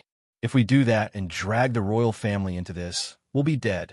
But with him here, we can't carry out the plan at all. Andrew's face was filled with fear as he said this. You know, if we can't complete the mission, the consequences. Upon hearing Andrew's words, Marcus' ferocious face became fearful, as if he had seen something terrifying. He shook his head in panic. No, we have to carry out the plan. Otherwise, we'll suffer a fate worse than death. Then what should we do? Andrew was starting to get irritated. We can't kill him, and we can't leave either. Are we going to waste our time like this? Didn't I tell you? Stick to the plan. Marcus growled. That Wu Yin may be strong, but he's just a small fry. Misaka Mikoto isn't any weaker than him, and yet she failed to discover our plan. That cunning Shokuho Misaki was also kept in the dark. I don't believe he can discover anything. That's true. Andrew's expression seemed to have improved a little. A glimmer of hope appeared in his eyes. That's right, he's just a small fry. No matter how strong he is, we should be fine as long as we're careful. Let's hope nothing bad happens. Marcus sighed. I hope so. Marcus replied in a low voice. Glancing at Marcus, he hesitantly called out, Marcus! Looking at his accomplice beside him, the malevolent look on Marcus' face slowly receded. Instead of the previous malevolence, he smiled bitterly. Andrew, if you have something to say, just say it. Although I'm from the Saito family, and you're from the Ladine family, we're in the same boat now.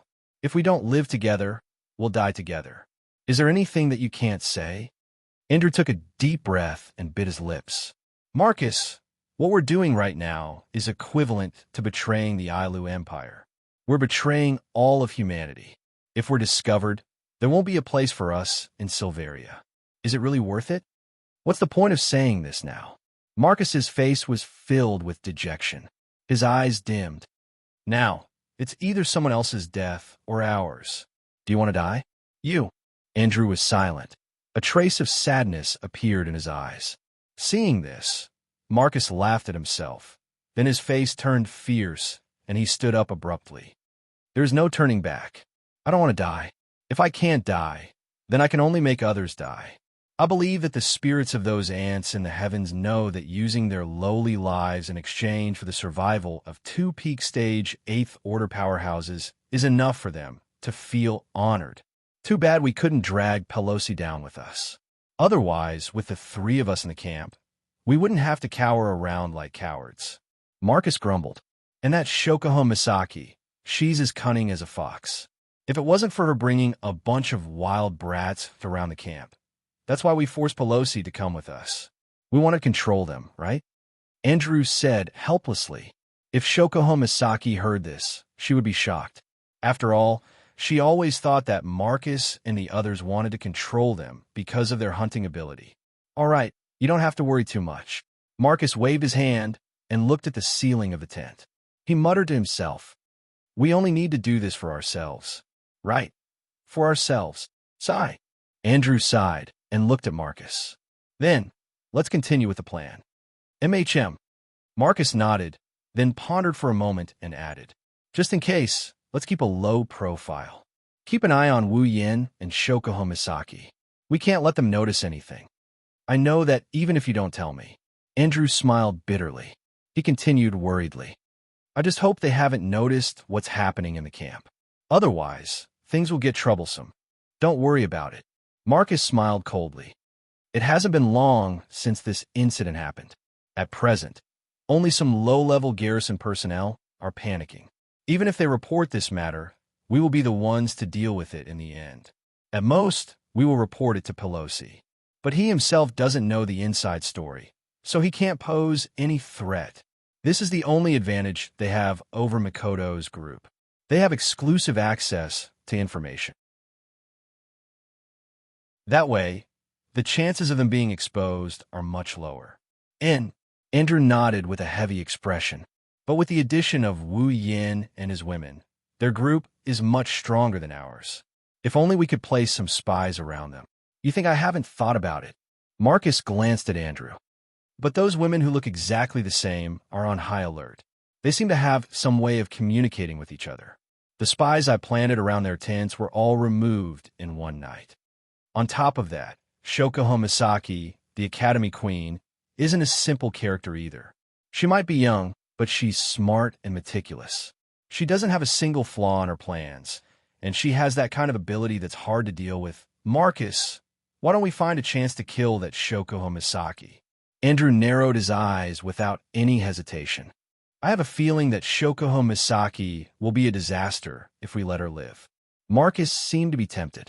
But Shokuho Misaki is Wu Yan's mistress. They're very close. If we kill Shokuho Misaki, we might anger Wu Yan, but what if that demigod called Yakumo Yukari gets involved? Demigod expert. Andrew felt a chill run down his spine as he spoke unwillingly. Why would a demigod expert be related to a bunch of Type 8 powerhouses? Who knows? Marcus took a deep breath, and a haze flashed across his brows. Even if they don't have a demigod, they still have 2 other Tier 8 characters. We can't fight them. I just hope they don't get in our way. If we have no other choice, we'll have to resort to underhanded methods to make sure no one finds out we're the ones who did it. Andrew nodded heavily.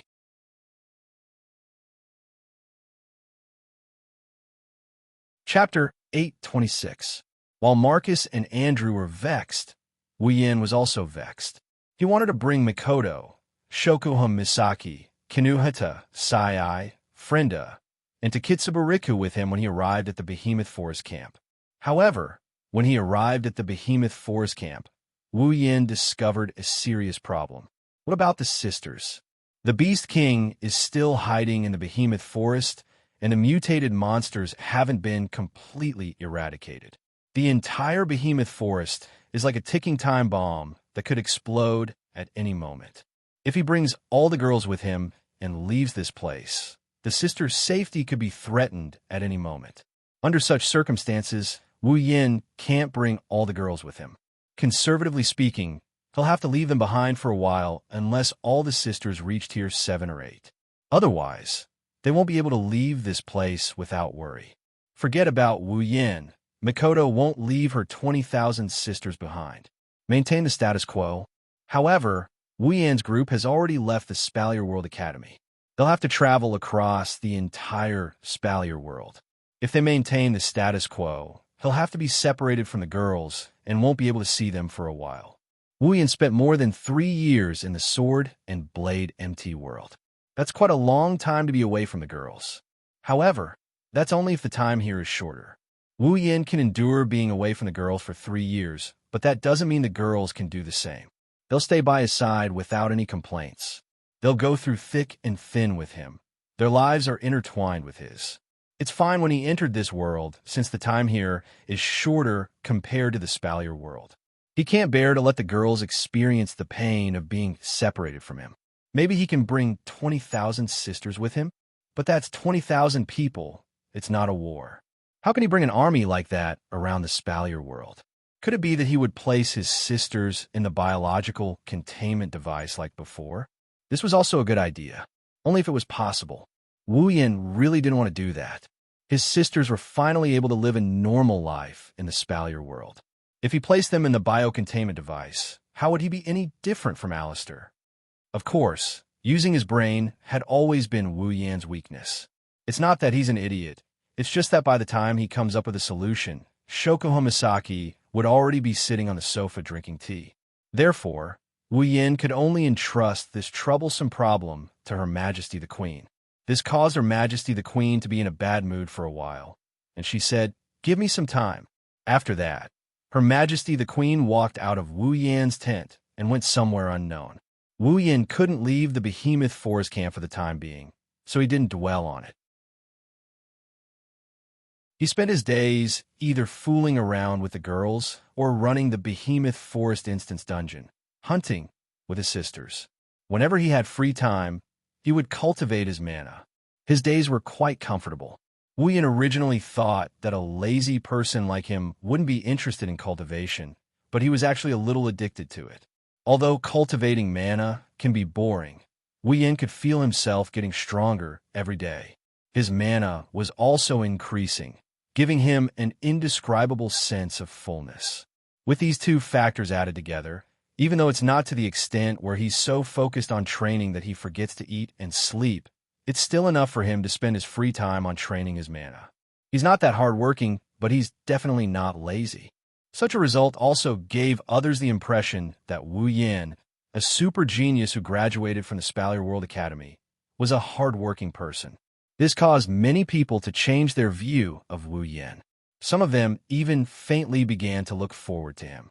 This caused Wu Yin to blush with shame and caused the girls to despise him. Only the girls knew that Wu Yin usually cultivated during the day, and only when he had free time would he cultivate. As for the time at night, it was naturally his happiest time of the day, because at this time, Wu Yin can just grab one or two of the girls who are about to go to sleep. Then, amidst their screams, he can drag them into his tent and toss them onto his bed like a hoodlum boss. Then, he can live a shameless life under the night sky. Say that Wu Yin is hardworking? He's probably the happiest person in the entire Behemoth Forest Camp. Just like that, a month passed in the blink of an eye. Shoko Misaki was sitting inside a tent, drinking black tea while tidying up her beautiful blonde hair. Beside her, Kinuhata Sai, Frenda, and Takitsubu Riku were counting the spoils of war that their sisters hunted in the Behemoth Forest. After spending quite a bit of time together, the three girls who came from academy cities, got along quite well with Shoko Misaki. Normally, if one could see Shoko Misaki, one would be able to see the three girls behind her, and their relationship seemed to be quite good.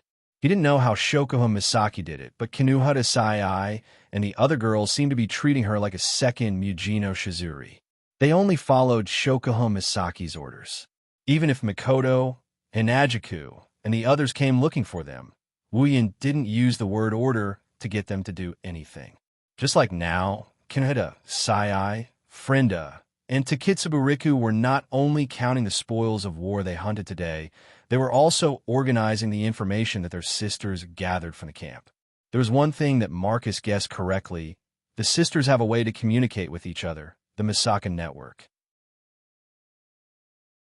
But what he didn't know is that, strictly speaking, the Misaka network isn't a way for the sisters to communicate with each other. That's because the Misaka network exists to connect the sisters' minds and allow them to share information. Marcus thought that their camp's information wouldn't be leaked to the Misaka core, but reality slapped him hard in the face. With the Misaka network, the sisters' strength is to gather information.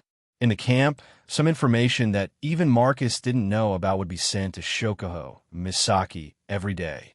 Even though Makoto wasn't happy that her sisters were helping Shokuho Misaki was very responsible and took care of her sisters well. She even used them for her own benefit, and the one who benefited was Wu Yen. Makoto couldn't say anything about it and turned a blind eye to it. She had to admit that Shokuho Misaki was a qualified leader. Because of this, Shokuho Misaki got herself into a lot of trouble. Takitsubo Riku, who was reading a piece of information, suddenly exclaimed. She turned around and handed a piece of paper to Shokuho Misaki. Shokuho, take a look at this, Shokuho Misaki looked at Takitsubo Riku suspiciously. She took the paper from Takitsubo Riku and looked at it. She frowned in surprise. Guards went missing without reason?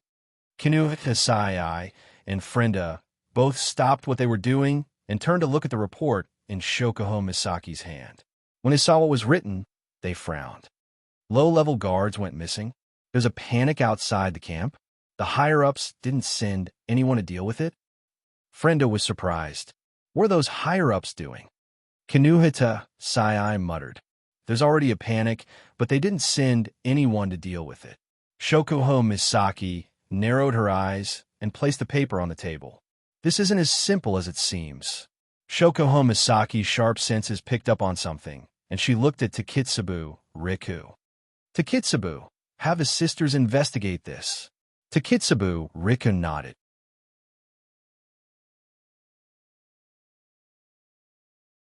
Chapter 827. In the center of the giant beast forest camp, inside a large tent, Pelosi, Marcus, and Andrew are sitting opposite each other. It's as if they're having a meeting, discussing something, looking at Marcus and Andrew, who were unperturbed and completely indifferent. Pelosi's brows furrowed. Are you listening or not? Pelosi's tone was slightly angry. If you don't want to get involved, then I'll go. Why are you stopping me from sending people to investigate the missing persons case? Stop. Pelosi, you're making a fuss out of nothing. Marcus glanced at Pelosi indifferently. It's just a few low-level people going missing. How many? Pelosi laughed out of anger. He slammed a piece of paper on the table. Look at the number of missing people reported by the higher-ups. How many of them are there?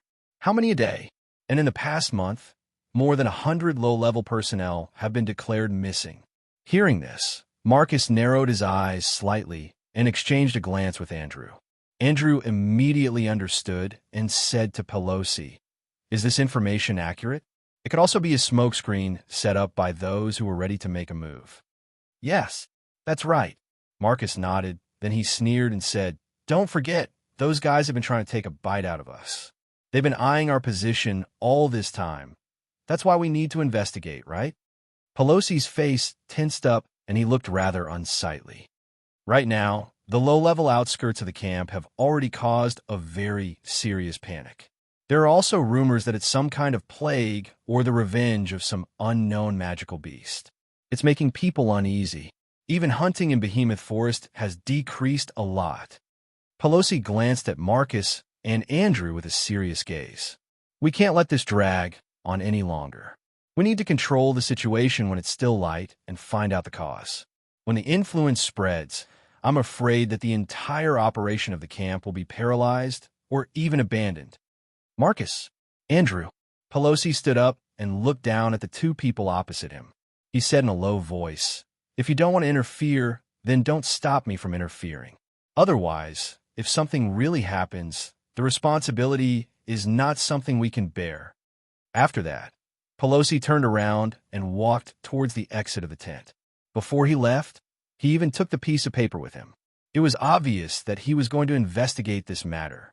When Pelosi turned around, Andrew abruptly raised his head, killing intent flashing in his eyes. A faint mana fluctuation started surging from his body as if it had awakened. Marcus put his hand on Andrew's shoulder. With a slight push, he pushed Andrew back into the chair. He stared at Pelosi's back in silence until he walked out of the tent.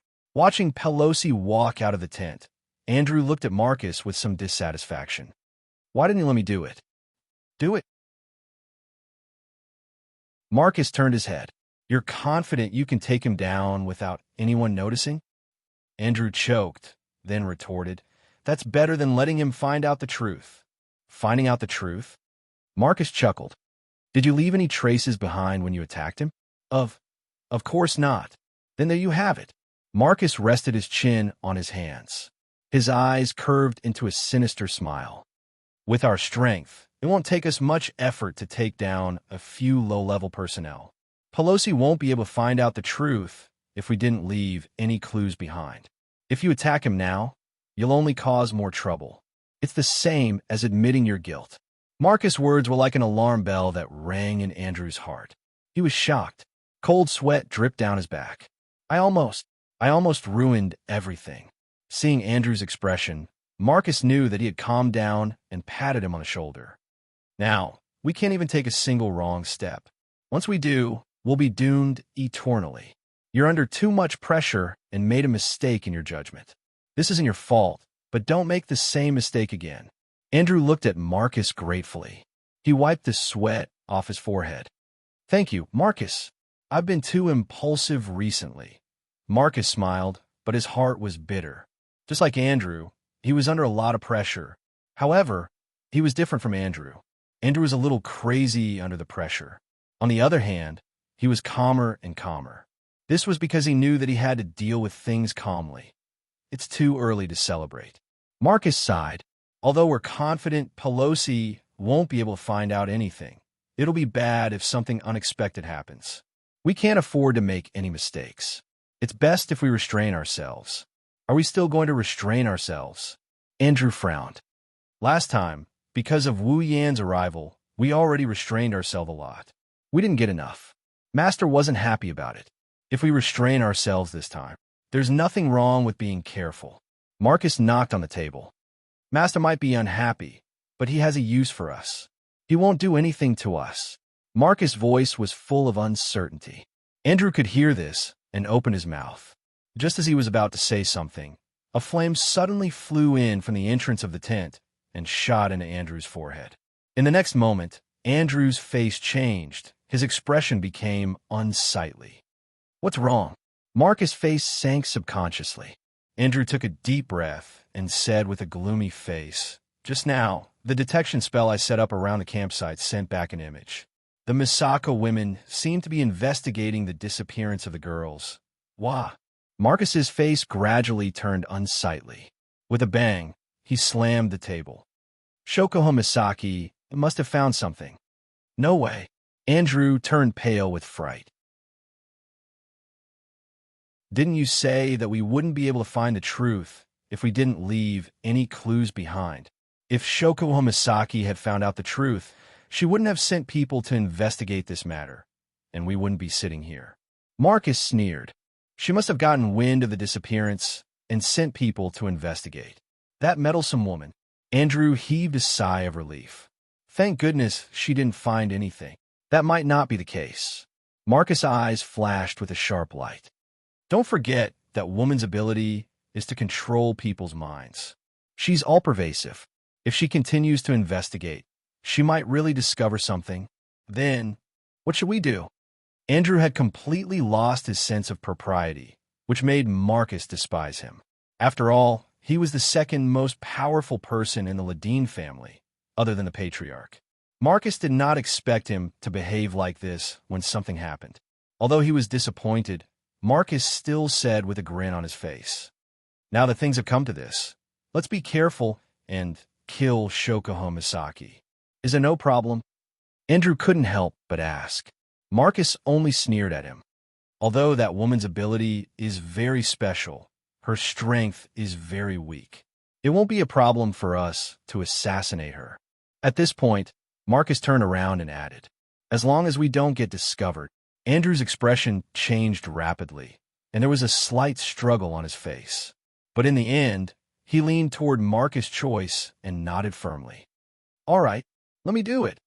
Andrew took the initiative to accept this assassination mission. Your Saito family's Aisto Chi is too eye-catching. If we make a mistake, we'll be found out. I'll kill Shokoho Misaki myself. Marcus pondered for a moment, then nodded and exhorted, Don't let anyone discover it, and don't leave any clues behind. It must be clean.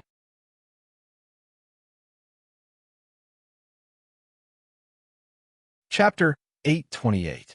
No one knows when, but the news of the missing guards started to spread out slowly.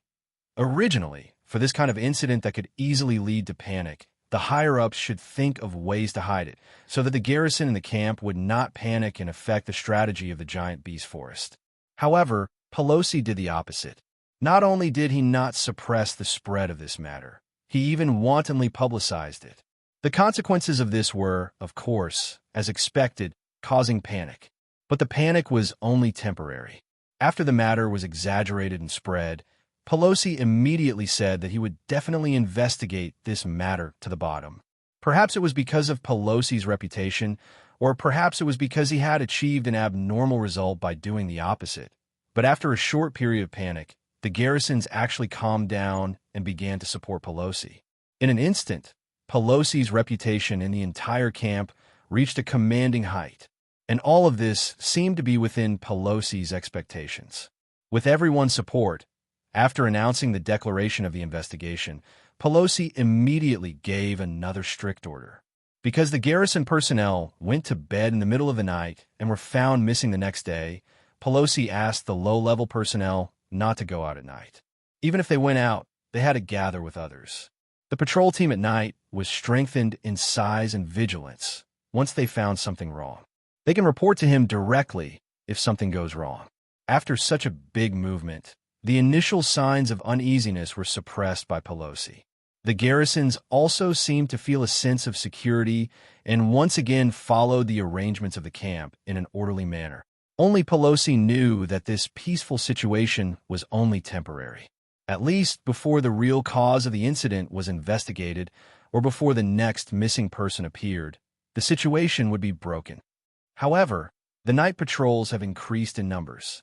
The level of vigilance is also increasing. Around the tents where everyone is staying, the number of people in the tents increased at night, making the camp very lively. Unfortunately, no one could say for sure how useful it was, including Pelosi in the night. The tents near the edge of the camp are much quieter than the other tents. One can still hear the faint chirping of insects. In one of the tents, Shokoho Misaki, who has been busy the whole day, wiped her long blonde hair that is wet from her shower. She breathed a sigh of relief. Her starry eyes twinkled in the darkness where there wasn't enough light. Coupled with her extremely beautiful face, she was breathtakingly beautiful. Shokoho Misaki is complaining. I have to go to a lake in a specific area to take a shower. There is no hot water or skincare products. I really want to go back to Tokawadai or the academy. At least there is hot water. Shokoho Misaki complained, but she didn't really care about this. If she did, she could just go to Wu Yan and ask for his help. With the magical items in the system and Wu Yan's equipment points, it would only take a few minutes for Shokoho Misaki to solve this problem. That's why Shokoho Misaki only complained a little. After drying her hair, she shook her head and looked at her golden hair flowing in the air. She couldn't help but smile. Shokoho Misaki is very satisfied with her appearance. She looked at herself in the mirror and smiled seductively. No wonder that bastard likes me so much. I was afraid I wouldn't be able to charm you to death. After saying that, Shokoho Misaki walked to the magic lamp and turned it off. She yawned and walked towards her bed. Silence reigned in the tent once again. However, before Shokoho Misaki could even get to her bed, a psychic wave suddenly entered her senses. She couldn't even sense it. Shokoho Misaki's yawn froze when she felt the psyche wave. Her eyes widened. Shokoho Misaki's ability can sense psyche waves, but she can't determine the person's identity based on the psyche wave. However, judging from the erratic trajectory of the psyche wave, the possibility of it being someone she knows is close to zero. Shokoho Misaki is certain that the person is not friendly. Shokoho Misaki's sleepiness disappeared in an instant. She turned around and looked at the entrance of the tent. She clenched her fist and her face tensed up. It's here. At the same time, a mass of black gas suddenly drilled into the tent from the outside and instantly gathered into a black cloud. Shokoho Misaki took a step back without hesitation. Whoosh! As soon as Shokoho Misaki retreated, The dark clouds swirled, and a gust of cold wind swept towards Shokuho Misaki like a shadow, wrapping around her. Bang! Shokuho Misaki's body suddenly glowed and turned into a ripple. When a black cloud hit the ripple, it was bounced back.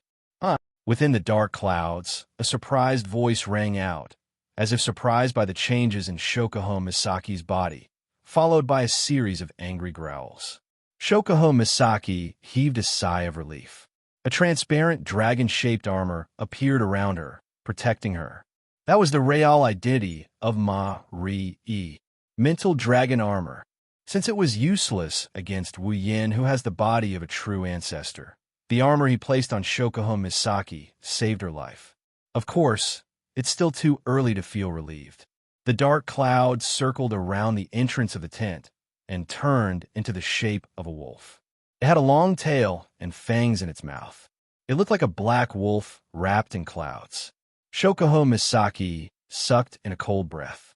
With a low growl, the black wolf opened its mouth, and a black beam shot out from within. It let out a shrill whistle and pierced towards the dragon armor protecting Shokuho Misaki. Clang! The dragon armor shuddered and its color faded. It almost collapsed. Shokuho Misaki was shocked. She didn't care that the controller was not with her. She used all her strength to launch a mental attack and pierced into the dark clouds. Chi-woo! A tearing sound was heard. The dark cloud around the black wolf shrunk, and it howled in pain. The eyes of the wolf started glowing red. Shokuho Misaki cursed in her heart. Her ability seemed to be effective against the black wolf, but it didn't have much of an effect. It's obvious that the black cloud, or rather the one controlling it, is much stronger than her. Much stronger than her. Is this the culprit behind the disappearance? Am I our next target? Shokuho Misaki bit her lips and looked at the entrance that was blocked by the black wolf. She couldn't help but feel anxious. Escape? But the black wolf is blocking the exit. Scream? He was afraid that before he could even cry out, the black wolf's attack would have arrived. And from the way the Psyche dragon armor trembled after blocking that attack, this C-grade rare armament dragon-shaped armor definitely wouldn't be able to block the next attack. Her weak body would also not be able to withstand a single blow, and she would perish as well. Thinking of this, Shokuho Misaki became even more anxious. While Shokuho Misaki was panicking, the black wolf opened its mouth again, and a faint black light flashed in its mouth. Shokuho Misaki instinctively closed her eyes. You're courting death. Just as the black light was about to shoot out again, a furious roar exploded like a clap of thunder. It soared into the sky and reverberated over the entire camp, waking everyone who was still in their sweet dreams. It also startled the patrolling personnel and Pelosi and Marcus, who were in their respective tents. What's going on? Pelosi ran out of the tent in bewilderment. Marcus, who was still in the tent, had an ominous premonition in his heart. He hurriedly ran out of the tent, looked at Pelos, and ran in the direction of the sound, accompanied by a group of patrol personnel. To be continued.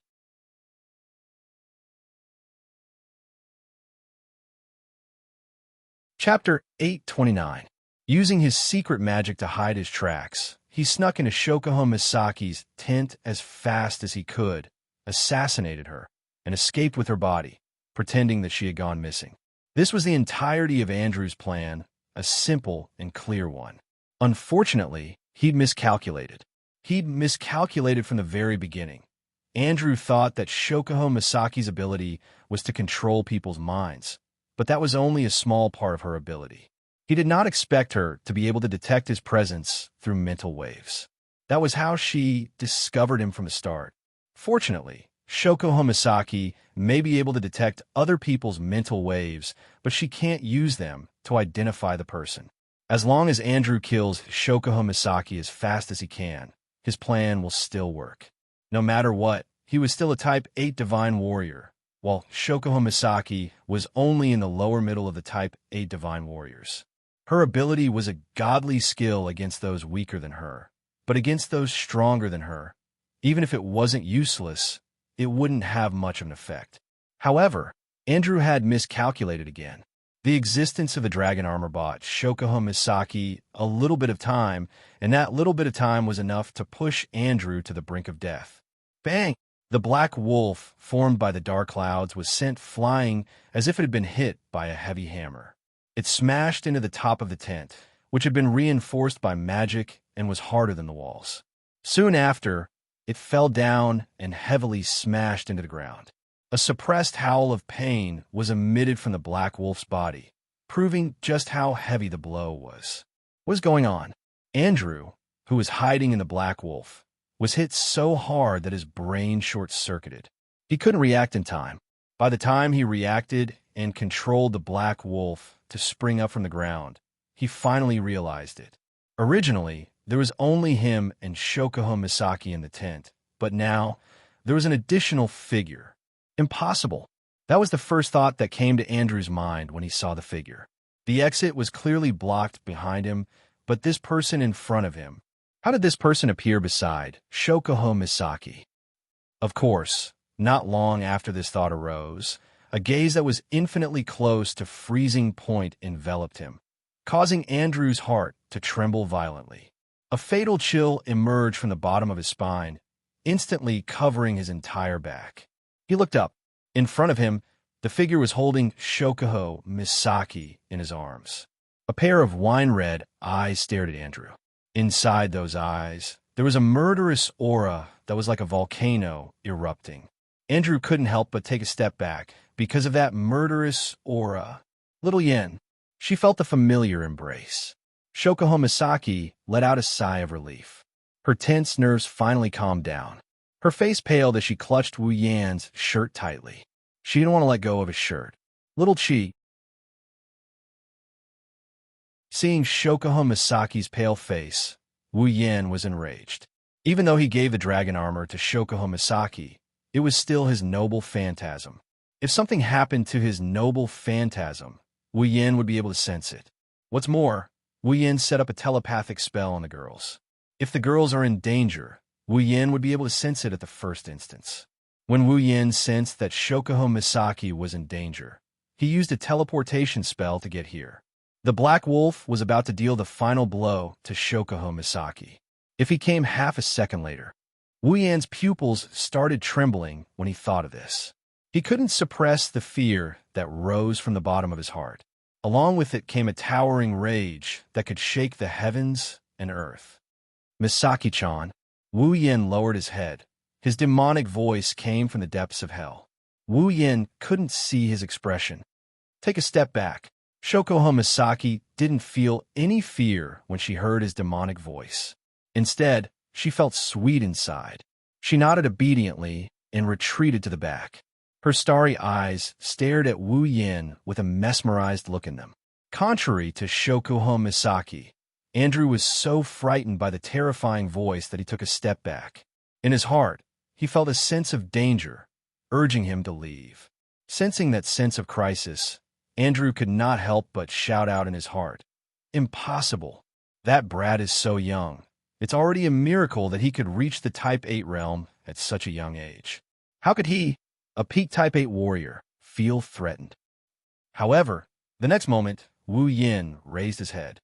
When Andrew saw his face, he sucked in a breath of cold air. In the other party's eyes, the pair of wine-red eyes had turned golden. Carrying an extremely cold gaze, he stared at him closely, like a ferocious beast staring at its prey. Today, Wu Yan's voice was the coldest it had ever been in his life. "If I let you escape from my eyes, then I, Wu Yan, will never step into the Spalier world again." The moment his words fell, a terrifying aura burst out from Wu Yan's body. The aura contained within had already far surpassed Andrew's peak. Boom! Outside Shokuho Misaki's tent, Pelosi, Marcus, and the rest of the camp's guards had just arrived when the tent in front of them exploded. A powerful shockwave blasted out from the tent and swept across the entire area. Careful! Pelosi and Marcus were shocked. They hurriedly raised their hands to block in front of them, resisting the oncoming wind. But even so, they were still blown back a few steps. If even the two peak Tier 8 combatants were in such a state, the rest of the guards were even worse off. Those who were slightly stronger were only pushed back by the shockwave. However, those who weren't strong enough weren't as lucky. They didn't even have time to circulate their do, chi, or mana before they were blown away by the shockwave. In an instant, it was as if the entire camp had been swept by a tornado. The sky was filled with broken pieces of rubble from the ground. Some figures were even blown into the sky by the strong wind and then smashed onto the ground. Wails of pain rang out everywhere. Not long after, the entire camp was filled with the wails of the garrison members. What? What a powerful force. What the hell is going on? Pelosi and Marcus looked in front of them in horror. The shockwave from the explosion of the tent had passed, but the place was covered in smoke and dust. Faint traces of fire could be seen flashing through it. A corner of the smoke suddenly protruded outwards, and a figure shot out from there. Under the gaze of everyone present, the figure landed hard on the ground, bounced a few times, and fell in front of Pelosi and Marcus, who were at the forefront, with smoke and dust all over his body. Poochie. A mouthful of dark red blood sprayed out from the other party's mouth, dyeing his clothes and lips red, revealing a pale face filled with fear. Seeing this face, Pelosi's and Marcus' complexion changed rapidly. Andrew. Hearing the two people's shouts, Lu Sun quickly turned his head. When he saw Pelosi and Marcus, his eyes suddenly lit up and he shouted, "Pelosi! Marcus! Save me!" As soon as he said that, another voice came from within the cloud of dust. It was like a gust of wind had swept through the area. "Save you!" The sound of footsteps followed the sound and fell into the ears of everyone present. Andrew looked in the direction of the smoke and dust with a horrified expression. He sat on the ground and couldn't help but shuffle backward. The others also looked in front of them in horror. Who? Just who was it that could scare the peak stage 8 Andrew to this extent? Wu Yin slowly walked out of the smoke, with Shokuho Misaki behind him. Wu Yin looked at Andrew with an expressionless face. His voice echoed in the air. "You are right. No one can save you."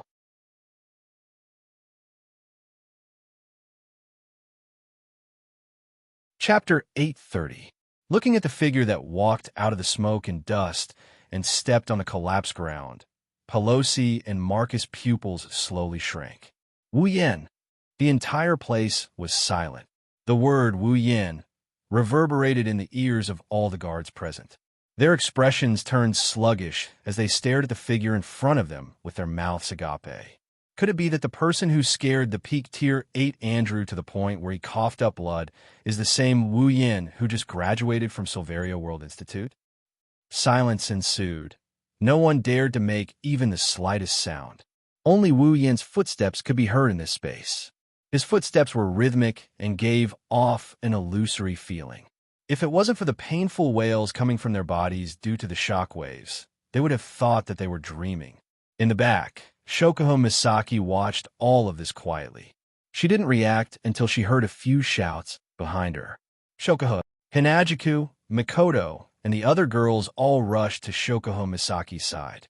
"What's wrong?" Mikoto asked. "What happened?" "Yeah." Chuju looked at Wu Yin with a strange glint in her eyes. "What the hell is going on?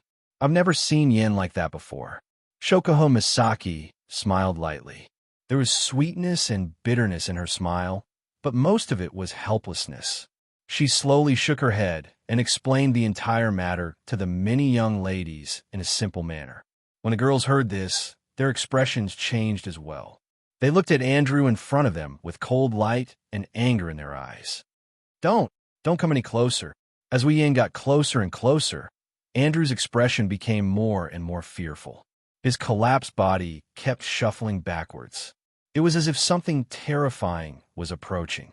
That unbearable appearance made it hard for many to believe that he was actually a powerhouse at the peak of the 8th step. This also proved how much of an impact Wu Yin had on him. Wu Yin narrowed his eyes, and he continued walking towards Andrew like he didn't hear anything. Andrew finally broke down. He turned around and shouted, "Pelosi, Marcus, what are you guys doing? Hurry up and save me." Pelosi and Marcus finally reacted and hurriedly stepped forward. "Stop." Wu Yin glanced at them indifferently and ignored them. He looked at Andrew again, and a surge of mana surged out of his body. He raised one hand, and from the looks of it, he wanted to kill Andrew. I told you to stop. Didn't you hear me? Marcus was enraged. Ice blue dough chi also surged out from his body, but almost at the same time, a flame and a gunshot impatiently resounded. Then, behind Marcus, a huge flaming battle axe and an ancient long rifle were pressed against his head. I can't allow you to move around like that. Coterie, who was in her fairy form. She was wearing a kimono and holding her scorched destroyer demon. She had a sinister smile on her face. I didn't allow you to get close to my brother. It's rare for Lord Husband to want to make a big fuss. Kurumi, who was wearing a black and red gothic princess dress and a pair of ponytails of different sizes, revealing two pupils of different colors, one red and one gold, was also holding her own angel. She pressed the rifle against Marcus's head and licked the corner of her mouth devilishly. Hey, can you please not disturb him? Marcus' figure stiffened. The ice-attributed chi on his body also stagnated, as if it was being choked, and a drop of sweat slid down his forehead. When did these two women? Marcus! Pelos exclaimed and reflexively intended to step forward to rescue, but he soon froze like Marcus, not daring to move again. The reason was naturally because of a blue light sword in a slender hand that had been placed on his neck at some point in time. It was Ikaros and Astrea. Stand here and don't move. Astrea's usual liveliness was gone. Her beautiful face was taut with tension. If you move, I will cut you down. Ikaros didn't say anything. She just stared straight at Pelosi's face with her crimson pupils. Looking at this beautiful face in front of him, Pelosi didn't doubt that if he moved, his neck would definitely be broken by her. Two peak tier 8 combatants fell into the hands of Coterie, Kurumi, Ikaros, and Astrea in the blink of an eye. The surrounding guards all took a step back. Seeing that the three strongest people in charge of their own camp had fallen into the hands of others, they were at a loss. They didn't know what to do at all, and for a moment, it almost caused chaos. Pelosi-sama, Marcus-sama, Andrew-sama. Quick, save the three lords. Let go of the lords. Calm down, all of you. Pelosi raised his hand and shouted. Everyone, do not act rashly. Hearing Pelosi's words, the crowd slowly calmed down. In the end, it didn't cause any real chaos. However, Pelosi and Marcus's expressions were quite unsightly. Perhaps they didn't expect that they would be taken down by a few little girls in a single move. Pelosi, Marcus.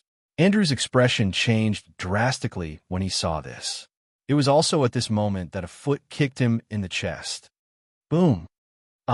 Andrew howled miserably. His body flew out in a beautiful arc and crashed into the ground not far away. Then, the foot that kicked him came down from the sky and stomped on his chest. The ferocious force caused the air in Andrew's chest to leak out of his mouth and nose. He almost suffocated. Andrew. Pelosi's face trembled, and Marcus shouted angrily. Wu Yan, do you know what you're doing? You shut the F*CK up. Wu Yan roared at Marcus in a fit of rage. Marcus was stunned by Wu Yan's roar. His face turned from green to white. It's an ugly sight to behold. He, Marcus, has never been scolded by anyone before. Not even his elder brother, the patriarch of the Saito family. Marcus's face was ashen. He wanted to flare up, but the cold muzzle of the gun and the scorching hot battle axe behind him forced him to endure. Thus, his ashen face turned red again, and his heart was filled with hatred. Wu Yan coldly snorted. He looked at Andrew, who was still struggling under his feet. He exerted some force on his foot, and Andrew groaned in pain. His struggle weakened as well. Speak. Why did you kill Xiaoqi? Suppressing his violent emotions, he continued in a cold tone. Based on your answer, I can give you a quick death. No. Andrew was terrified by Wu Yan's ferocious look. He shook his head and screamed. I don't want to die. Wu Yan, calm down. Pelosi was shocked by Wu Yan's words. He shouted at him. There must be some kind of misunderstanding. Please don't do anything rash. Marcus gritted his teeth. He suppressed his anger and growled. This is the Ailu Empire's camp. Andrew is one of the people in charge here. Are you trying to commit a crime by killing him? Wu Yin laughed out loud. His voice was unusually cold. Crime? Then wait until I kill him. Then you can punish me. What? Pelosi shouted. Wu Yin, there must be some kind of misunderstanding. Don't kill the wrong person and cause unnecessary trouble. Misunderstanding. Wu Yin looked at Andrew coldly. Fine. Tell me, why did you appear in Xiaoqi's tent and try to kill her?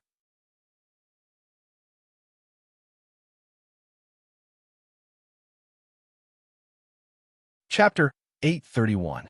From the roar in the sky to the arrival of everyone in the camp, the explosion of the tent, the subduing of 3 peak rank 8 powerhouses, and the chaos that ensued, the entire process took only about 10 minutes. Everything happened too suddenly and too quickly. Even now, some people were still in a daze, unable to comprehend the situation. Similarly, Pelosi was no exception. Only Marcus, who was subdued by Kodari and Kurumi, knew what was going on. Only then did he know why things had developed to this point. Either Andrew didn't do his job well, or he was discovered in the middle of the attack. In the end, not only did Shokuho Misaki not die, but she also ended up like this. Things couldn't be worse than this situation right now. Marcus acted like he didn't know what happened, but inside, he was worried sick. He wasn't afraid that the situation in the camp would become chaotic. What he was truly afraid of was that if something really happened to Andrew, then it was very likely that everything behind this would be exposed. He might even be dragged into this mess. At that time, the situation would truly become serious. Therefore, no matter what, either Andrew died before he could say anything, or he absolutely could not let him die. Of course, the former wasn't so easy to achieve. Even with Marcus' insidious nature, he couldn't find a way in this situation. So Marcus simply chose the latter. Wu Yin. Marcus glanced at Andrew, who was being stepped on by Wu Yin, and he took the initiative to speak up. You said Andrew wanted to kill Shokuho Misaki. Do you have any proof? Yes. Yeah, Wu Yin. Compared to Marcus, Pelosi, who was kept in the dark, is much more cautious. Andrew is one of the people in charge of the camp. He doesn't have any grudges with Shokuho-san. They rarely interact with each other. Why would he want to kill her? There must be some misunderstanding. Wu Yin mocked. He didn't try to hide the anger in his heart that hasn't been extinguished. Are you saying there's something wrong with my eyes? How could I be wrong about what I saw with my own eyes?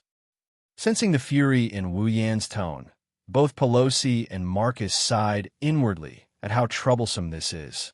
A person in a fit of rage is usually unable to think rationally. It would be much harder for him to talk and negotiate a verdict. Wu Yan's rage is boundless, and his rationality is on the verge of collapse. I'm afraid he won't listen to them. They didn't know how important Shokuho Misaki and the girls were to Wu Yan. Wu Yan wasn't just angry at Andrew. He was also angry at himself. He was angry at himself for not being able to make it in time, even if he used his teleportation ability. Fortunately, Shokuho Misaki didn't die. Otherwise, even Pelosi and Marcus, who stood up for him, would be implicated, let alone Andrew. They had to endure Wu Yan's anger. You saw it with your own eyes. It won't be convincing to others. Marcus looked at Wu Yan's face. Unless there's someone who can testify, Wu Yan's expression turned cold. Shokuho Misaki sighed. She stood up. Then, if the victim testifies, it should be more convincing, right? Shokuho Misaki continued. Indeed, it was this person who snuck into my tent and tried to kill me. Kill you? Then how come nothing happened to you? Before Shokuho Misaki could finish, Marcus interrupted her. Andrew is a peak type 8. Miss Shokuho, I recall that you're not even a peak type 8 yet, let alone a peak type 8. A peak of the 8 step sneaked into the residence of someone who isn't even a high 8 step, and even used assassination methods. Yet he didn't even cause the slightest bit of harm to that person. The corners of Marcus' mouth curled up. Miss Shokuho, this doesn't make sense. The crowd began to whisper among themselves. Some of them even nodded in agreement, thinking that Marcus was right.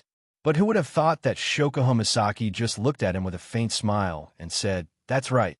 A peak type 8 being trampled on by a 25-year-old who just graduated from an academy. That doesn't make sense. Marcus choked. Even Pelosi choked.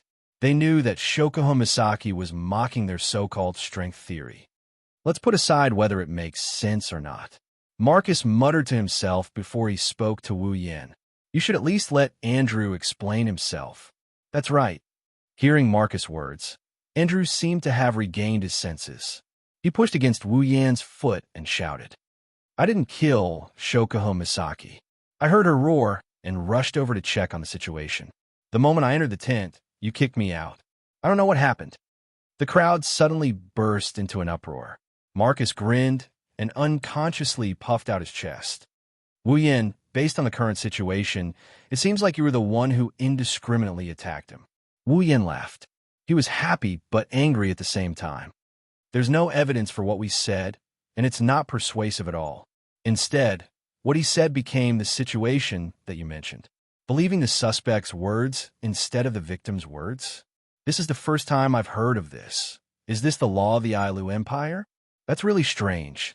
Marcus pursed his lips and said, You don't have any evidence to prove that what you said is true, do you? Proof? Wu Yan clenched his fists and laughed. Are you kidding me, uncle? I can take his life any time I want. Do I need proof? Marcus took a deep breath. He was speechless. Pelosi stepped forward and tried to persuade him. How about this, Wu Yan? Let go of Andrew. We will investigate this matter. Before that, we will keep an eye on him. Not only did Wu Yan laugh, Shoko Misaki, Kotori, and the others laughed as well. It was a very sarcastic laugh. You guys are here to investigate? Wu Yan snickered at Pelosi and Marcus. Do you think I don't know the way your higher-ups turn big problems into small ones, and small ones into nothing? Wu Yan looked at Andrew as if he was annoyed. His eyes were filled with killing intent and anger. Looks like you're not going to answer my question. Seeing the murderous intent in Wu Yan's eyes, Marcus cursed under his breath. He roared at Wu Yan. Wu Yan, he's from the Ladine family. He's the person in charge of this camp. If you kill him, you'll be making an enemy out of the entire Ailu Empire. Enemy, enemy, enemy. Marcus' roar echoed through the silent camp. The atmosphere turned heavy. Even Wu Yan lowered his head in silence. Looking at Wu Yan's silence, Marcus thought his words worked. Little did he know, he said the stupidest thing he could have ever said. Wu Yan's lips curled into a dangerous smile. He slowly raised his head, his eyes turned golden once more. In the next moment, a dense blue and white electric light burst out from his body. The fatal electric current passed through the foot that was stepping on Andrew's chest and into his body without leaving a trace behind. Andrew let out a blood-curdling scream. After a short while, his entire body turned into charcoal under the electric current. Wisps of smoke rose from his charred body. Andrew's aura disappeared without a trace. There was nothing left to hold him back. Tom stopped at this moment. Pelosi and Marcus stared at Wu Yan in disbelief. Wu Yan's golden eyes reverted back to their burgundy color. He tilted his body and looked at Marcus, who was still in a daze. I'm the one who killed him. Don't get it wrong. Wu Yan waved his robe, and he walked away. The girls followed after him, leaving the rest of the crowd behind. They stared at Andrew's charred body in silence. They didn't say anything for a long time.